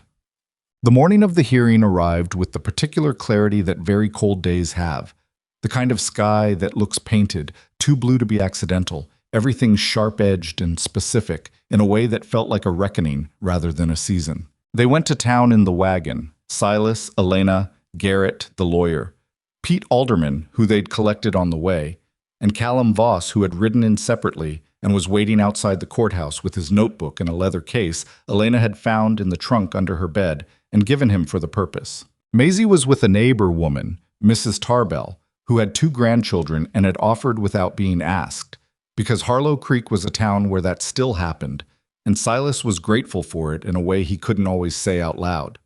The courthouse was a 2-story building that served multiple purposes in a town this size and was heated inadequately for its ambition.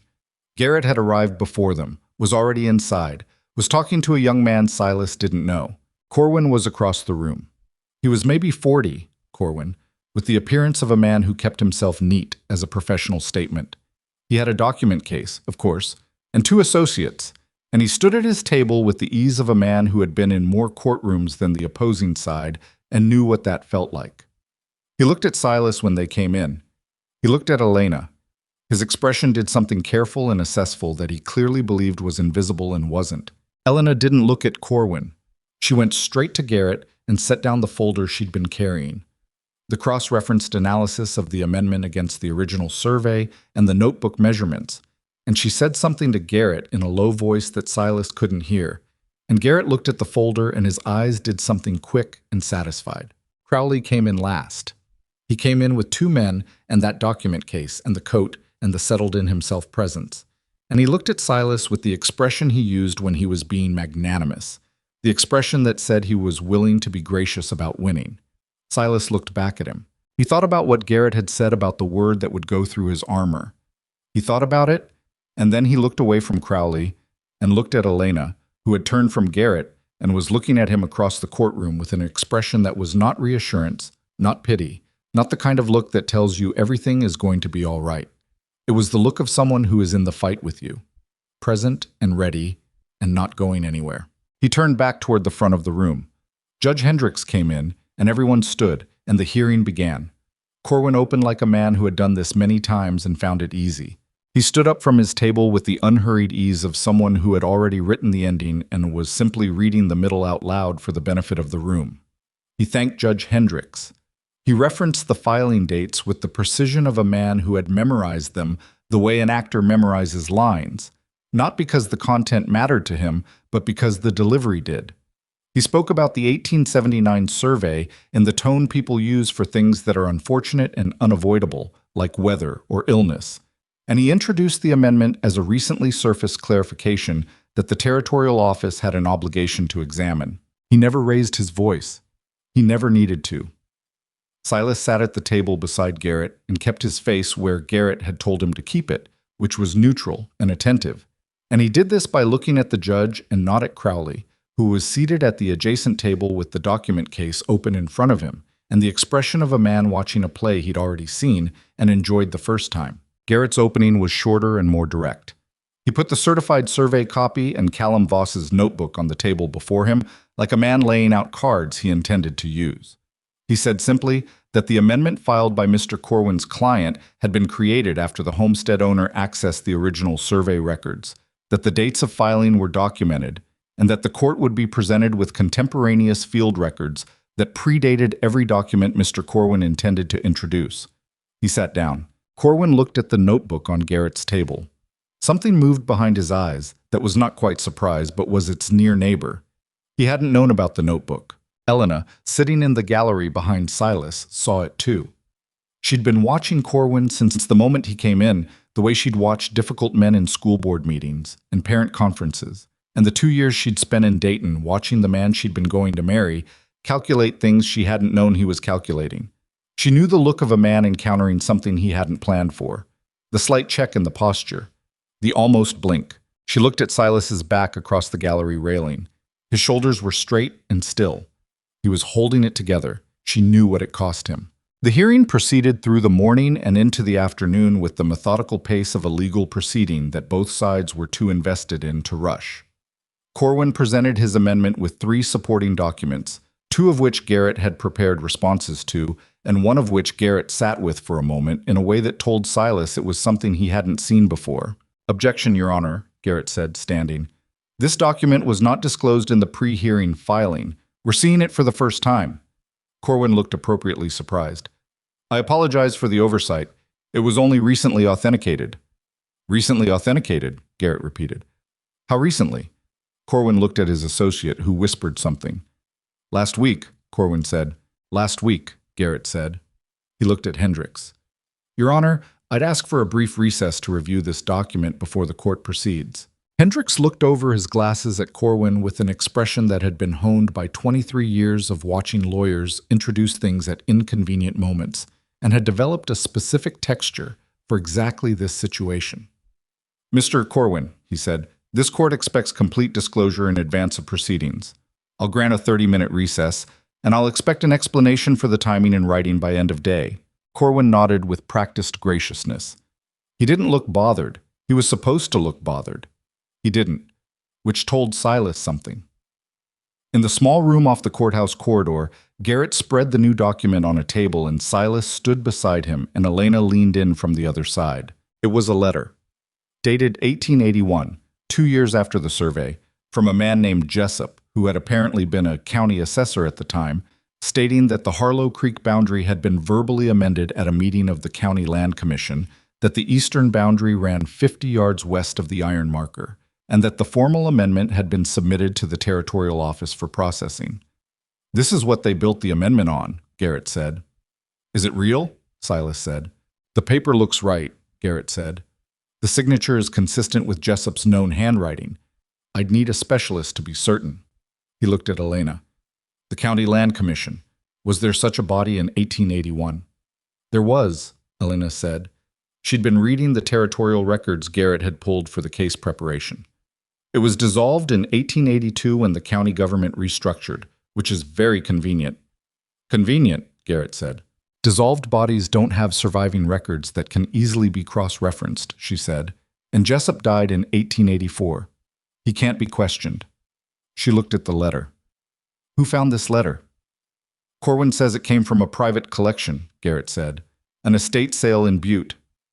"An estate sale," Elena said. Nobody said anything for a moment. "The notebook," Elena said then. "Callum's notebook. The field measurements from 1879.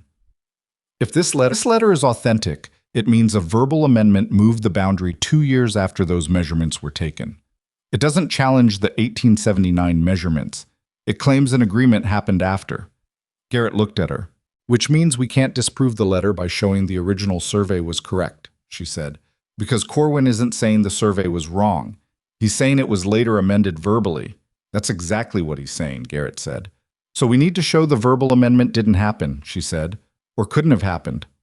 "How do we show something didn't happen?" Silas said. Elena straightened. "A county land commission meeting would have had more than one person present.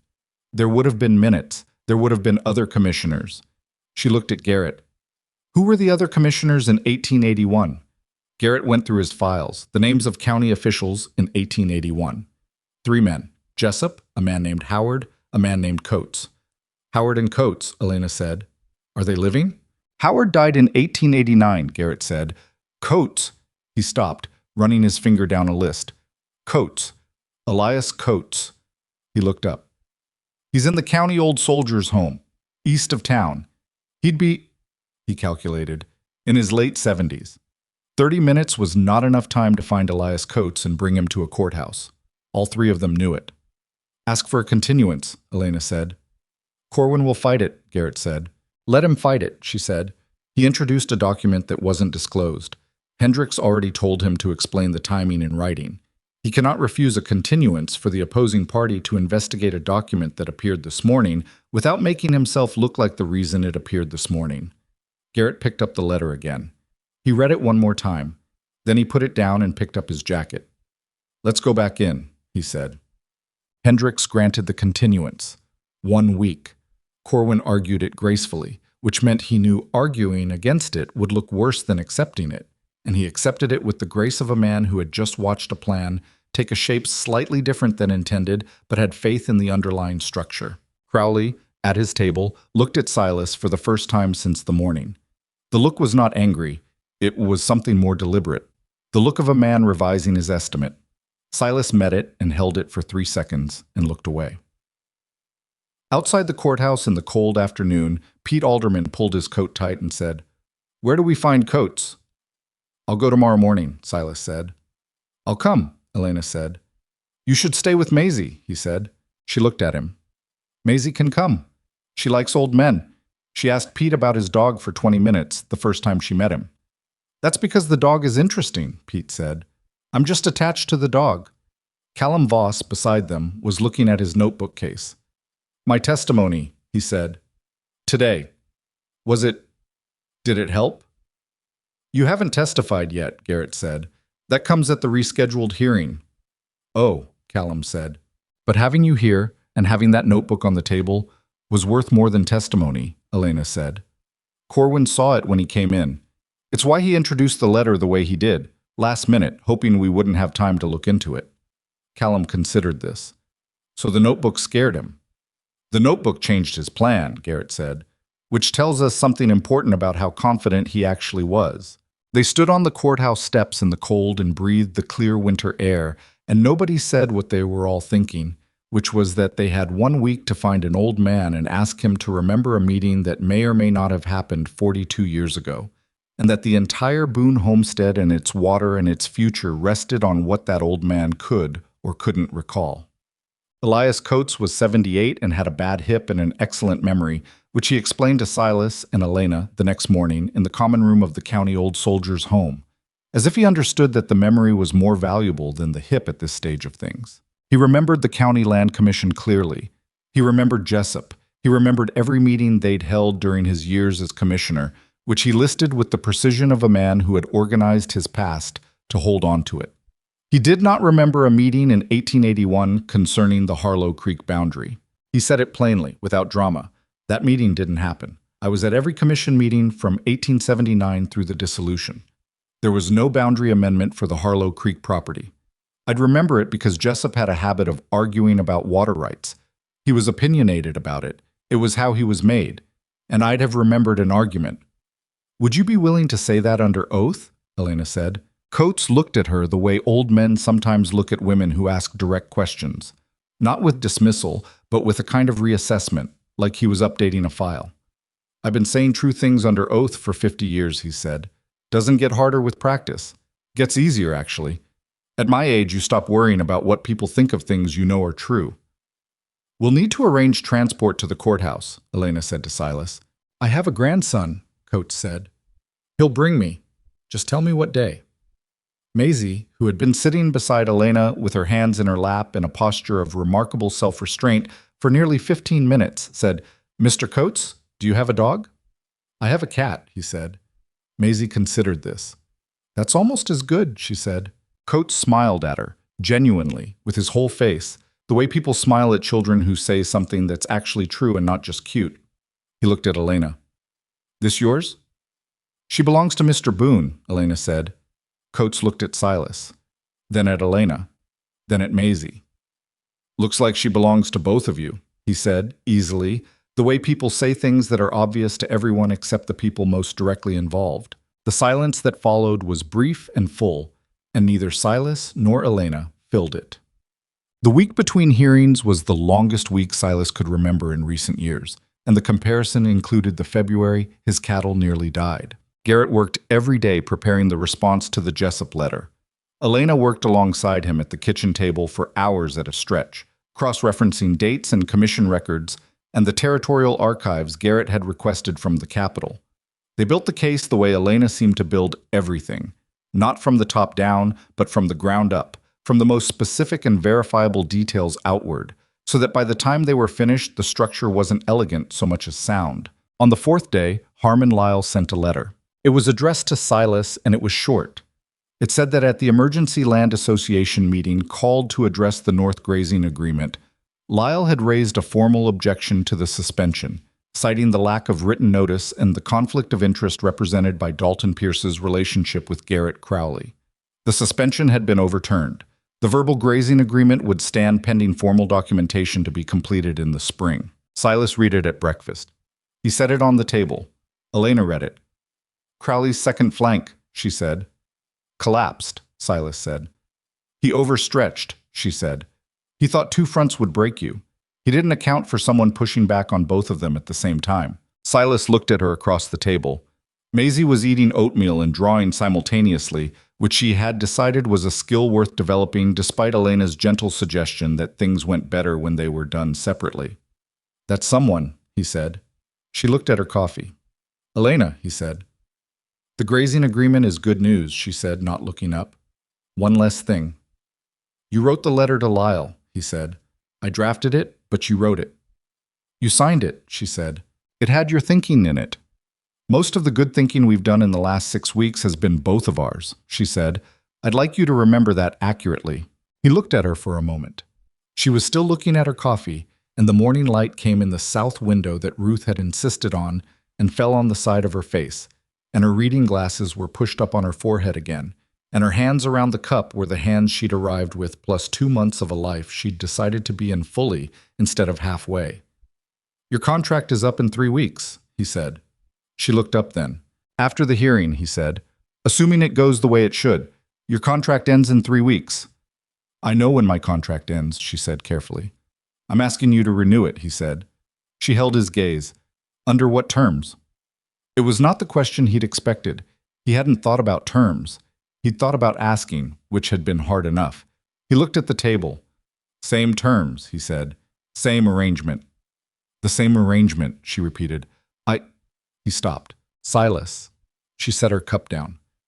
I need to tell you something, and I need you to hear it without deciding how to answer it while I'm still talking. He nodded. I have not spent 2 months in a Montana winter fixing walls and fighting lawyers and breaking ice in water troughs because of a contract, she said. The contract is a piece of paper. I could have honored a contract and done half of this. I didn't do half of this. She paused. I did it because this place matters to me. Maisie matters to me. The ranch matters to me. She stopped. Started again. You matter to me. And I don't know what to do with that exactly, because the last time something mattered to me this way, it ended very badly, and I left a whole city because of it, and I don't have anywhere left to run to.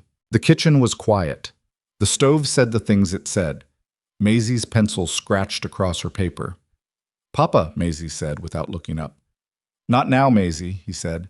I just wanted to say that Elena should stay forever, Maisie said, and then I'll be quiet. She went back to her drawing. She appeared to mean it about being quiet, which was unprecedented. Silas looked at Elena. She was looking at Maisie with an expression that had tears in it that she was not going to let fall. He could see the decision being made, the same kind of decision he recognized because he made it himself on a regular basis, the management of feeling in front of someone. It was important not to fall apart in front of. Same terms isn't enough, he said. It came out rough because he wasn't good at this. He told her that, and it was still true. I know that. I know what I'm asking isn't, I know the contract isn't what I mean. Then say what you mean, she said. He looked at the south window, at the mountains, which were white and enormous and unhelpful, at his hands on the table, which were also not helping. I'd like you to stay, he said. Not as hired staff. Not on a contract. I'd like you to stay because you've become... He stopped. He said the next part looking at the table because looking at her directly, while he said it was more than he could currently manage. You've become the person I think about when something goes wrong. And the person I want to tell when something goes right. And that hasn't happened to me in 3 years, and I didn't think it was going to happen again. So I didn't see it coming. The kitchen was so quiet that the sound of Maisie carefully setting down her pencil was clearly audible. Elena sat with everything he'd just said for a moment that was long enough to make him worry and short enough to make him understand she wasn't deciding. She was just letting it be real. That is considerably more than same terms, she said. Yes, he said. I need to think about it, she said. He looked up then. She wasn't pulling back. Her face said she wasn't pulling back. It said something much more complicated than that. Something about a woman who had been burned once for trusting what felt solid and who had very good reasons to take the time to be certain. Okay, he said. The hearing is in 3 days, she said. Let me get through the hearing. Okay, he said again. She picked up her coffee cup, drank from it, set it down. The cross-reference document needs one more pass, she said. I want to go through the commission records one more time before I give it to Garrett. All right, he said. She got up from the table and went to the desk, and the morning continued the way mornings do. The work and the cold and the ordinary requirements of a household that does not stop requiring things simply because the people inside it have just said something important. Maisie picked her pencil back up. She looked at her father across the table with the eyes of a 6-year-old who had understood approximately 90% of what just happened and was reserving judgment on the remaining 10. She'll say yes, Maisie told him quietly, like she was reporting a fact. He looked at his daughter. You don't know that. I do, Maisie said. She went back to her drawing. I've known since the train. The second hearing was different from the first, in the way that a storm is different once it arrives from how it felt when it was building. Less anticipation, more weight. Coates came in on his grandson's arm and sat in the witness section with the careful deliberateness of a man who knew what his body cost him now and was spending it on something worth the price. He nodded to Silas across the room. Silas nodded back. Corwin saw Coates come in. He turned back to his table without showing anything on his face, but his lead associate leaned in and they exchanged 4 words. And whatever those 4 words were, they recalibrated something. Garrett presented the case in the order he and Elena had built it. The original certified survey, Pete Alderman's sworn testimony about the 1879 boundary markers, Callum Voss's field notebook with its columns of numbers in a boy's careful hand, and then the full cross-referenced analysis showing every point at which Corwin's amendment contradicted the original records without a single supporting document dated before 1881. Then he called Elias Coates. Corwin objected twice during Coates's testimony. Hendricks overruled both objections with the patient finality of a man who had made his decision some time ago and was simply waiting for the proceeding to catch up to it. Coates said, under oath, that no meeting of the County Land Commission concerning the Harlow Creek boundary had occurred during his tenure. He said it clearly and without elaboration, and when Corwin cross-examined him with the oblique suggestion that memory at 78 could be imperfect, Coates looked at him the way an old soldier looks at a thing that doesn't particularly frighten him and said, Young man, I forget where I put my hat in the morning. I do not forget the meetings I was paid to attend and required to minute. They are different kinds of remembering. There was a sound in the courtroom that wasn't quite laughter but was its quieter cousin. Corwin sat down. Garrett made his closing argument in 12 minutes. It was 14 sentences. Every sentence was a fact with a document attached to it. Corwin's closing was longer and more elegant and contained, Elena noticed from the gallery. No actual new information. Hendricks called a recess of 30 minutes to review his notes, which was the shortest deliberation recess Elena had seen referenced in anything she'd read about territorial court proceedings. She didn't say that out loud.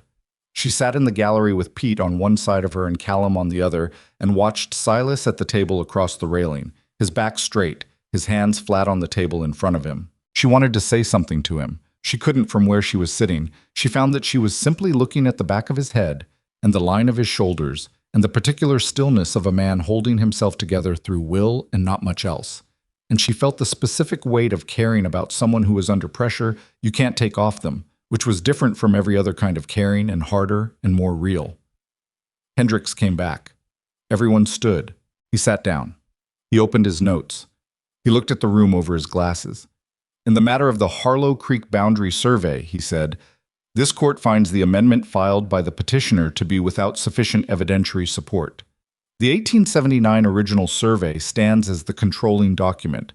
The boundary as marked by the iron pin at the east bend of Harlow Creek remains as recorded. Petition denied. He closed his notes. Mr. Crowley, he added, before the room could fully move, I will be referring the matter of the late disclosed document to the Territorial Attorney General for review of its provenance. My clerk will be in touch with your counsel regarding timing. Crowley's face didn't change. The document case in front of him was closed and latched, and he put one hand on it, flat, like a man putting a hand on something he was deciding what to do with. Corwin was already leaning down to speak with his associate, quietly and quickly, in the manner of a man who was beginning the process of managing a result he hadn't planned for. Silas was still sitting at the table. Garrett said something to him. Silas nodded slowly. Then he turned and looked at the gallery. He looked at Elena. She thought about what she'd said to him 3 days ago at the kitchen table, that she needed to think, that she needed to get through the hearing, that she didn't know what to do with what she felt, because the last time she'd trusted something solid, it had cost her more than she'd known how to pay. She thought about all of it in approximately the span of a breath. Then she stood up, stepped past Pete and Callum, came through the gallery gate, walked to the table, and put her hand on Silas's arm, which was the first time she'd touched him with intention and not accident, and she felt him go still under her hand the way the house went still, sometimes in a moment between wind gusts, where everything that had been straining suddenly just stopped. It's over, she said. He put his hand over hers. His hand was large and rough, and not careful about it, just present, the way he was present at everything, entirely and without performance. Not everything, he said. She looked at him. You said you needed to think, he said, about what I asked. I thought, she said. And? The courtroom was moving around them. Garrett gathering papers, Pete making his way slowly to the aisle, Callum standing with his notebook case looking like a man who had just done something real and wasn't sure yet how to carry it. Crowley and Corwin at the other table, quiet and contained. Hendricks already gone through the side door. None of it was what she was looking at. I'd like to stay, she said, not on a contract. He exhaled. It was not a dramatic sound. It was the sound of a man who has been holding something for a very long time and has just set it down. I can't promise you easy, he said. The ranch is... I know what the ranch is, she said. I've been living in it for 2 months. I'm better with fences than I am with words, he said. I know that too, she said. Silas, I know what I'm choosing. He looked at her for a moment. Then he looked down at their hands, his over hers on the table, in the now quiet courtroom, and something moved across his face that she recognized as the expression of a man who is deciding finally to stop bracing for things to be taken away. Then stay, he said. Stay, and we'll figure out the rest. From outside the courtroom, in the corridor where they'd been told to wait, Maisie's voice, recognizable through any wall. Daddy, did we win? Silas looked at Elena. Something happened at the corner of his mouth. Not a full smile. He wasn't a man who did full smiles easily, but the thing that came before them, the thing that meant the same. Yeah, he called back. We won. The door burst open and Maisie came through at a run and launched herself with the full confidence of a child who has never once been dropped. And Silas caught her, and she wrapped both arms around his neck and said into his shoulder, I knew we would. Elena said so. He looked at Elena over Maisie's head. I said we had a good case, Elena said. You said we'd win, Maisie said, muffled. I said the evidence was strongly in our favor. That means win, Maisie said. She pulled back and looked at Elena with 6 years of absolute certainty. Are you staying now? Elena looked at Silas.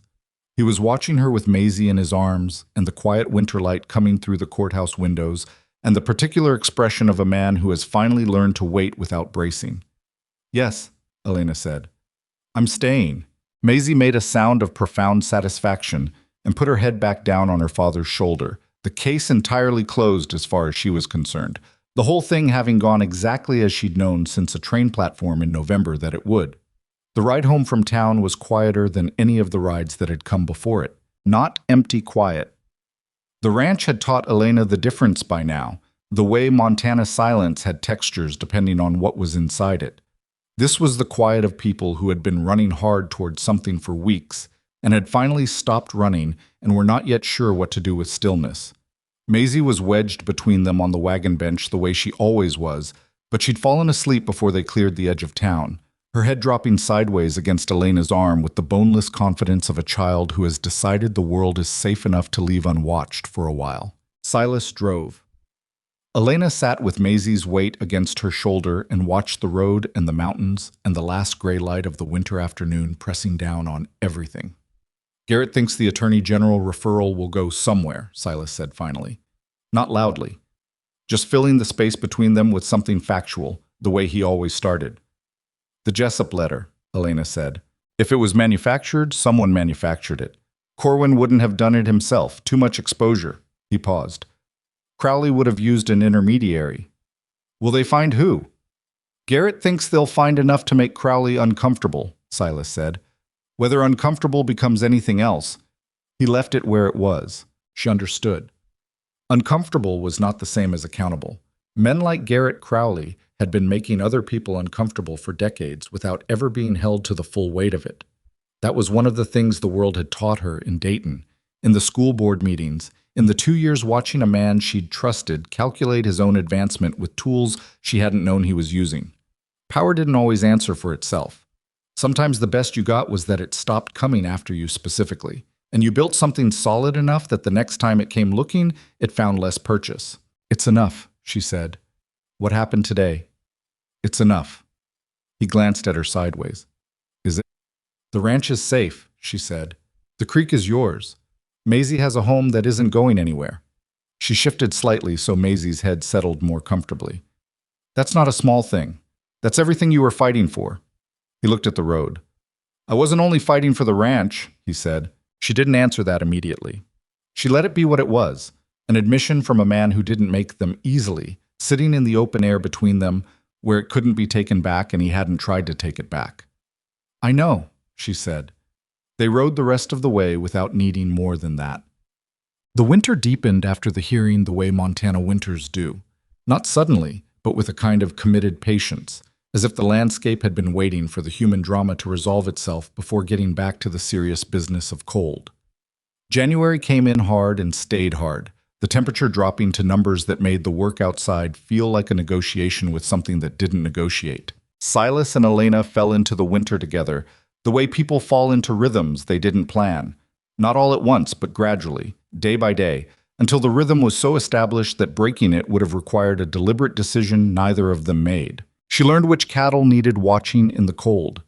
He learned that she worked better with problems she could see directly and not with problems she had to imagine, which meant that when the north barn wall started showing a new crack in February, he told her about it instead of handling it quietly, because watching her think through a structural problem was more efficient than presenting her with a solution she hadn't been part of. They argued.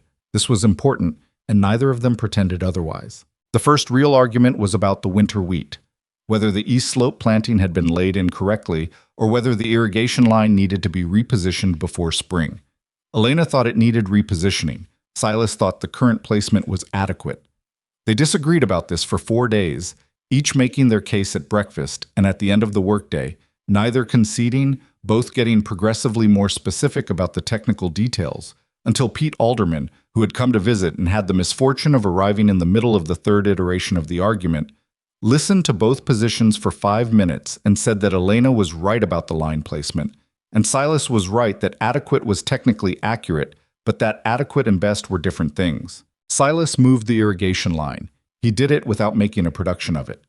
He told Elena at dinner that the line had been repositioned and she said thank you. And that was the end of it, which was different from how arguments had ended in the house before she came, which was mostly that they hadn't ended so much as been set aside until they became irrelevant. They had other arguments. About money. Elena had a strong view that the ranch journal should include a more rigorous accounting section, and Silas had an equally strong view that he knew what he spent and where and didn't need it organized differently, and they compromised on a system that was Elena's accounting structure maintained in Silas's handwriting, which was his contribution to the compromise and took him 2 weeks to admit was practical. About Maisie's schooling. Elena had been teaching Maisie at home through the winter and thought Maisie was ready for more formal instruction than she could provide alone.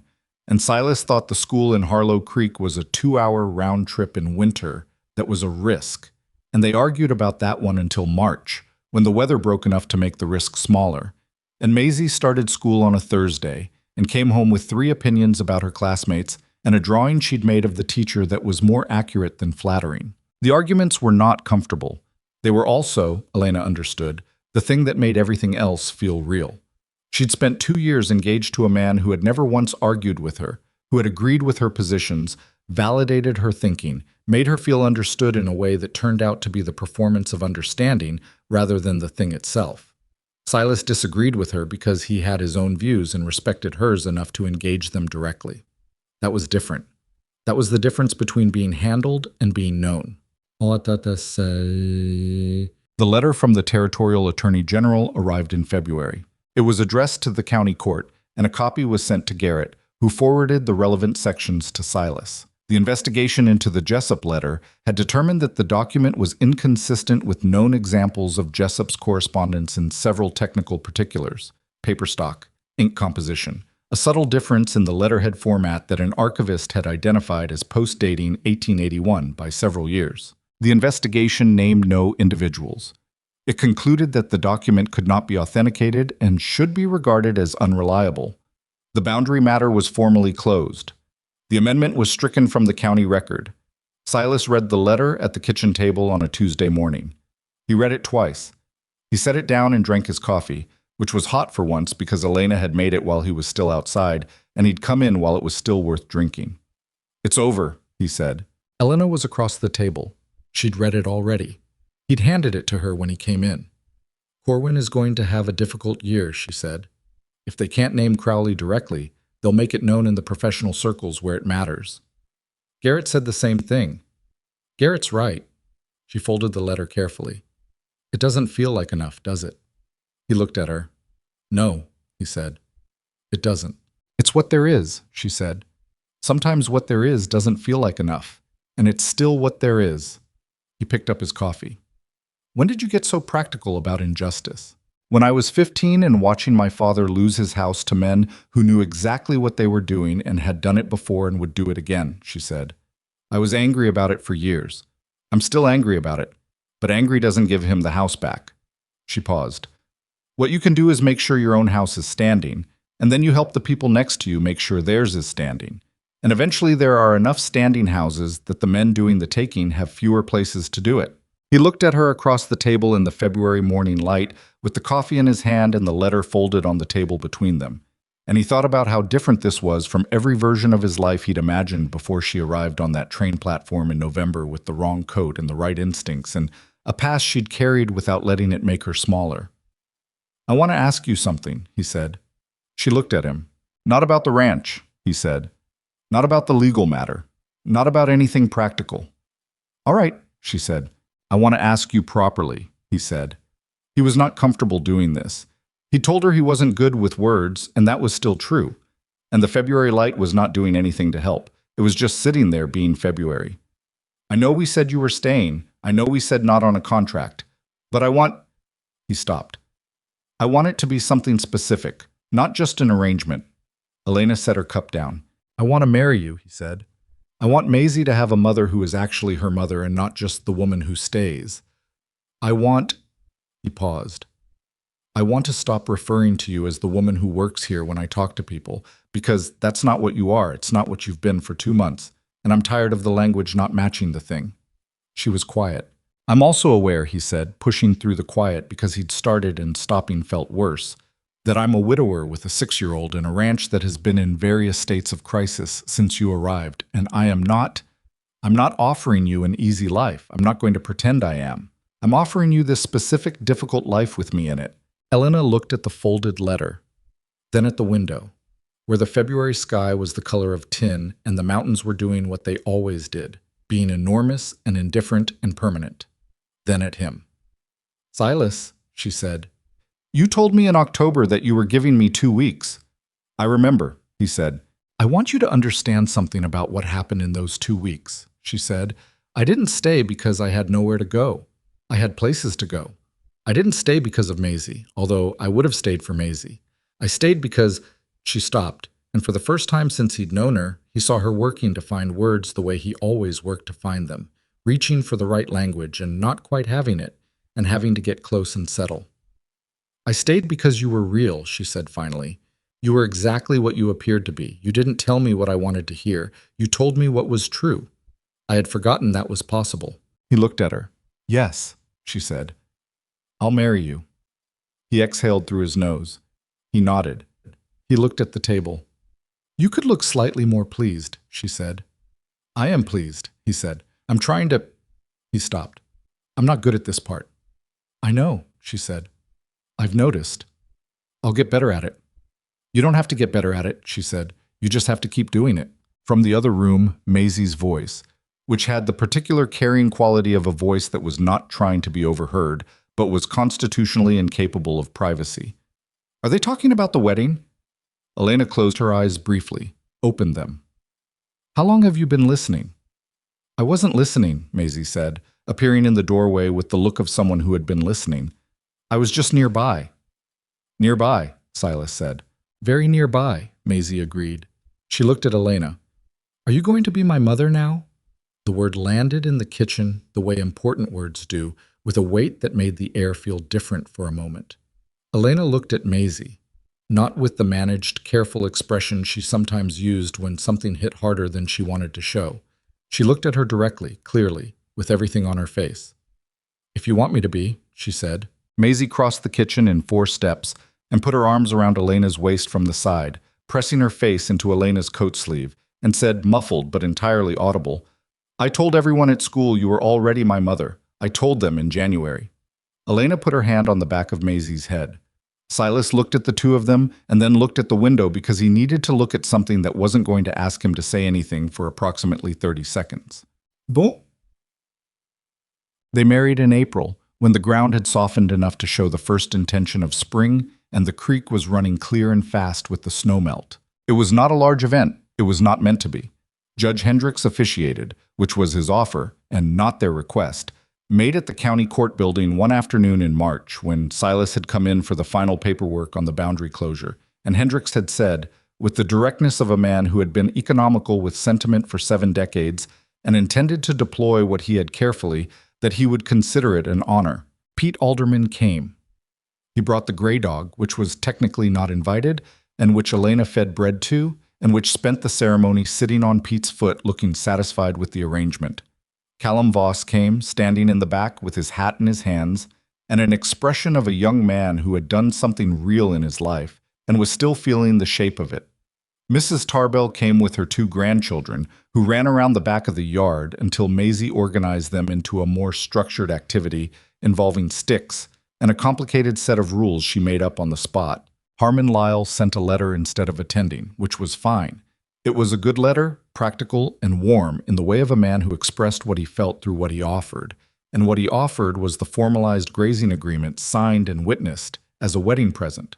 Elena wore a dress she'd made from fabric ordered from Billings, dark blue, practical cut, not what anyone would have called a wedding dress, except that it was the dress she chose to marry in, and that made it one. Her hair was up the way it had been the first morning in the kitchen when she'd been awake before the lamp was necessary.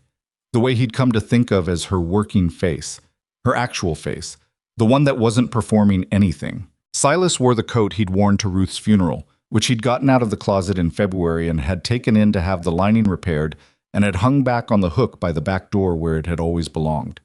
He'd worn it twice since then. The wearing was getting easier. He thought Ruth would have found that appropriate. Hendricks said the words with his usual economy.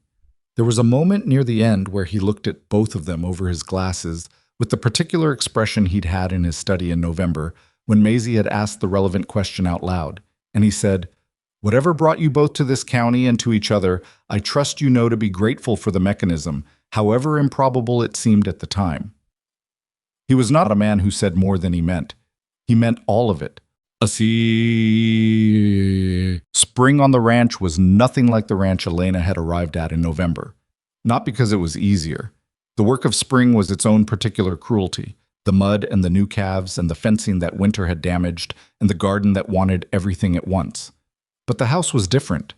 The house had been changed from the inside in ways that didn't show on the outside but were present in every room. The window in the back room sat flush in its frame. The kitchen wall was properly insulated and would be properly insulated still when Maisie was grown.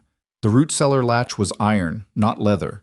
The south garden was twice the size of what it had been in November, with the rows Elena had planned in February laid into the thawed ground in March, and beginning to show the first green intentions by the time the mountain snow started pulling back from the lower slopes. Silas repaired the third board on the creek bridge in April, the one he'd been meaning to fix since the previous spring, the one that had flexed under the wagon wheel every time they crossed, and that he had looked at 100 times without having enough urgency to stop and fix it. He fixed it on a Tuesday afternoon while Elena was in the kitchen working on the ranch accounts, the more rigorous accounting structure she had implemented, and he had learned to use without minding it the way he'd thought he would. And Maisie was supposedly at school, but appeared at the bridge before he'd finished the second nail, having apparently convinced her teacher that a half day was sufficient on the grounds that she had important things to do at home. "What important things?" Silas said, without stopping work. Maisie sat down on the bridge railing, which she was not supposed to do. "I wanted to see the creek," she said. "It's running good today." He looked at it.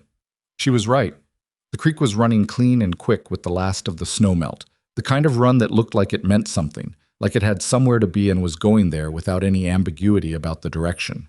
"Elena says the irrigation line will need adjusting before we plant the second section," Maisie said. "I know," he said. "She says you know," Maisie said. "She says you always know, but you need someone to say it out loud before you do something about it." He looked at his daughter. "She said that." "She says a lot of things when she thinks I'm not listening," Maisie said cheerfully. "Maybe she knows you're listening," he said. Maisie considered this. "Maybe," she said, with the philosophical ease of a child who didn't find the idea troubling. She looked at the creek. "Papa." I'm glad the agency made a mistake," she said. He drove the last nail and set down the hammer. He looked at the creek and the mountains and the field on the east slope where the winter wheat was showing itself in the long green rows Elena had been right about, the rows that the repositioned irrigation line was feeding with the water that was theirs by legal record and by the work of winter, and by everything that had happened between November and now. "Me too," he said. Garrett Crowley withdrew his remaining legal inquiries in May, not with any announcement, not with any acknowledgement of what had happened. He simply stopped sending men to look at the property, stopped having his lawyer file anything, stopped appearing at county commission meetings where the Boone Ranch might come up. The Attorney General investigation had concluded without naming him directly, which was the outcome everyone had expected and nobody had been entirely satisfied with. But the professional damage to Corwin had been sufficient that Corwin was no longer the weapon he'd been. And without that specific tool, Crowley's options in Harlow Creek had narrowed. Word reached Silas through Henricks at the general store, the way most reliable information in that county reached him, eventually.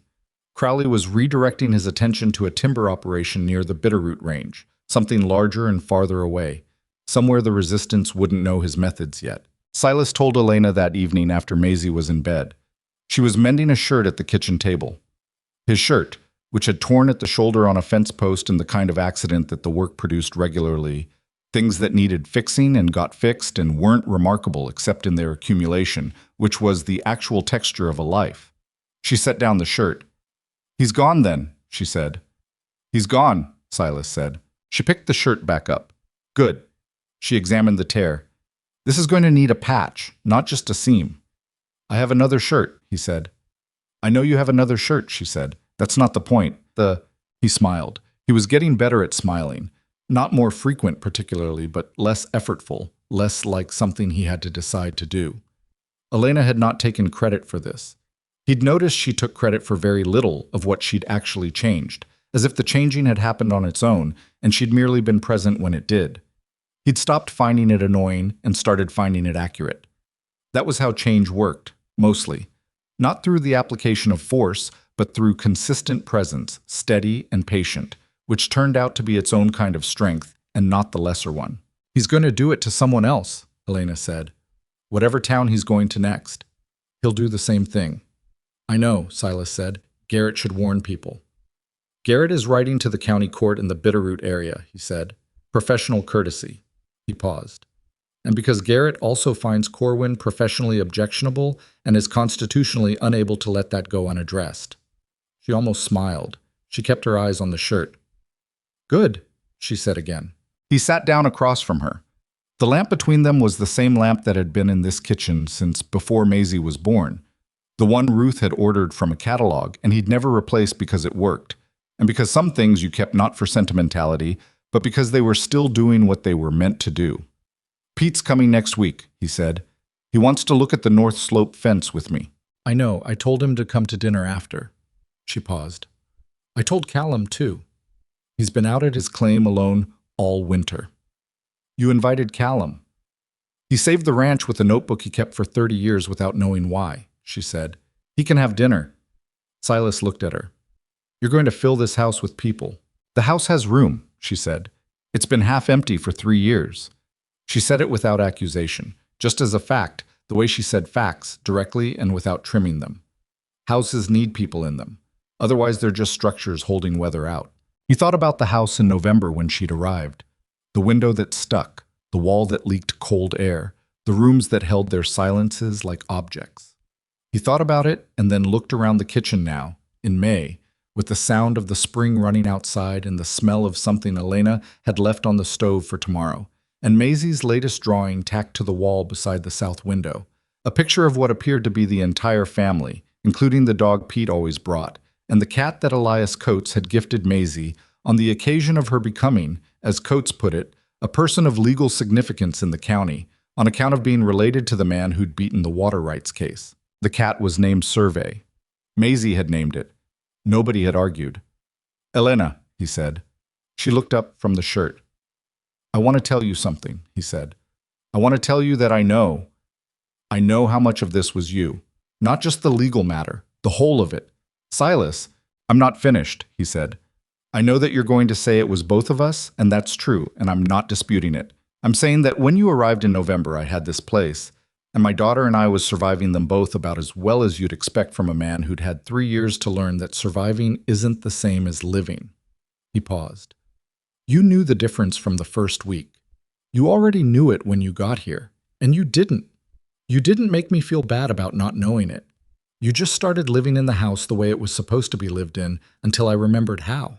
She looked at him across the lamp in the May evening with the mended shirt in her hands and her reading glasses on her forehead, and the expression she had when she was deciding whether to manage herself or not. She decided not to. I was terrified when I got off that train, she said. I did not show it because I couldn't afford to, but I want you to know that. I had $32 and a trunk and a contract that could be voided if you decided the mistake was too significant to correct. I had no plan past the first week. I was making it up as I went and hoping the ground held. It held, he said. It held, she said, because you gave me the 2 weeks. You earned more than 2 weeks. I know I did, she said, but I needed the 2 weeks first. She set the shirt down. Silas, what I want to tell you is that I came here because I had nowhere left to go that felt like a choice, and I'm staying because this is the only place I've ever been where being fully myself was useful, where it was actually what was needed. She paused on the word, tested it. I've spent a lot of years being managed down to something easier to deal with. Here I get to be exactly what I am, and it turns out that's sufficient. It's more than sufficient, he said. Don't oversell it, she said, but the smile was there now, real and unguarded in the way her smiles were when she wasn't performing them. I still can't make bread that rises properly every time. 3 out of 4 is fine, he said. 4 out of 5, she said. I've improved. You've improved, he agreed. She picked the shirt back up. He stayed at the table. The lamp burned between them, and outside the creek ran over the boundary. It had always run over, and the mountains held the end of the light, the way they always held it, past what should have been dark, as if they were keeping something for safekeeping until the next morning. Maisie Boone told everyone who would listen, for the rest of that spring and into the summer and beyond it, that she had known from the first moment. She told it to her classmates and to Mrs. Tarbell's grandchildren and to Pete Alderman, who listened with the attention of a man who had stopped dismissing things simply because they came from small people. She told it to Callum Voss at dinner, who said he believed her, which he did. She told it to Elias Coates when they visited him at the soldier's home in June, and Coates listened with his hands folded and his excellent memory intact, and said that in his experience, the people who saw things clearly were usually the ones who hadn't yet learned to talk themselves out of what they saw. What Maisie told was simple. She'd prayed for someone who would stay, and the agency had made a mistake and sent the wrong woman, and the wrong woman had turned out to be the right one. And the only person who had understood that immediately was a 6-year-old on a train platform who hadn't known enough yet to think it was impossible. The part Maisie didn't say out loud, but that she understood in the particular way that children understand things they can't yet language, the part underneath the story she told, was that the miracle wasn't that the right person arrived. People arrived all the time. The miracle was that her father had given her 2 weeks. That was the part that could have gone differently. That was where the whole thing balanced. 2 weeks, extended. Because a child said, "I prayed for you," and a man who was not good with words was good enough with them to hear what that meant. 2 weeks that became a winter, that became a legal fight, that became a marriage, that became a household, that became a life. It hadn't been clean. It hadn't been simple. The bread still didn't rise right every time, and the north barn wall needed attention before winter, and the accounting system was an ongoing negotiation. And sometimes Silas and Elena sat across from each other in the kitchen with a disagreement between them that neither of them was ready to resolve, and they just held it there, unresolved, until one of them found the angle that made it workable. That was the actual shape of it. Not the story Maisie told, which was true, but simplified the way children simplify true things. The actual shape was harder and more specific and involved more bad bread and more cold mornings and more arguments about irrigation lines than any tidy version could contain. But the survey pin was still in the ground at the east bend of Harlow Creek, the iron marker that had been there since 1879, half buried and frost-hardened and entirely, stubbornly real. The water ran where it had always run. The house held what it was meant to hold. And on a May evening, with the lamp between them and the mountains keeping the last of the light, Silas Boone looked at the woman across the table from him. The wrong woman, the mistake. The one who had arrived with ink-stained hands and a coat that was completely wrong for a Montana winter. And understood, without needing to say it, that the agency's greatest error had been the most accurate thing that had ever been done on his behalf. Some things arrive broken and become essential. Some mistakes are the only way the right thing could have gotten through. And some women step off a train in November in the wrong coat and the wrong boots, carrying a past they won't discuss, and a quiet determination that turns out to be exactly the right kind of stubborn for the life that's waiting. And the only question that matters is whether you're willing to give them 2 weeks to show you what you couldn't have ordered if you'd tried. Silas Boone had been willing. That was the whole of it, and it was enough.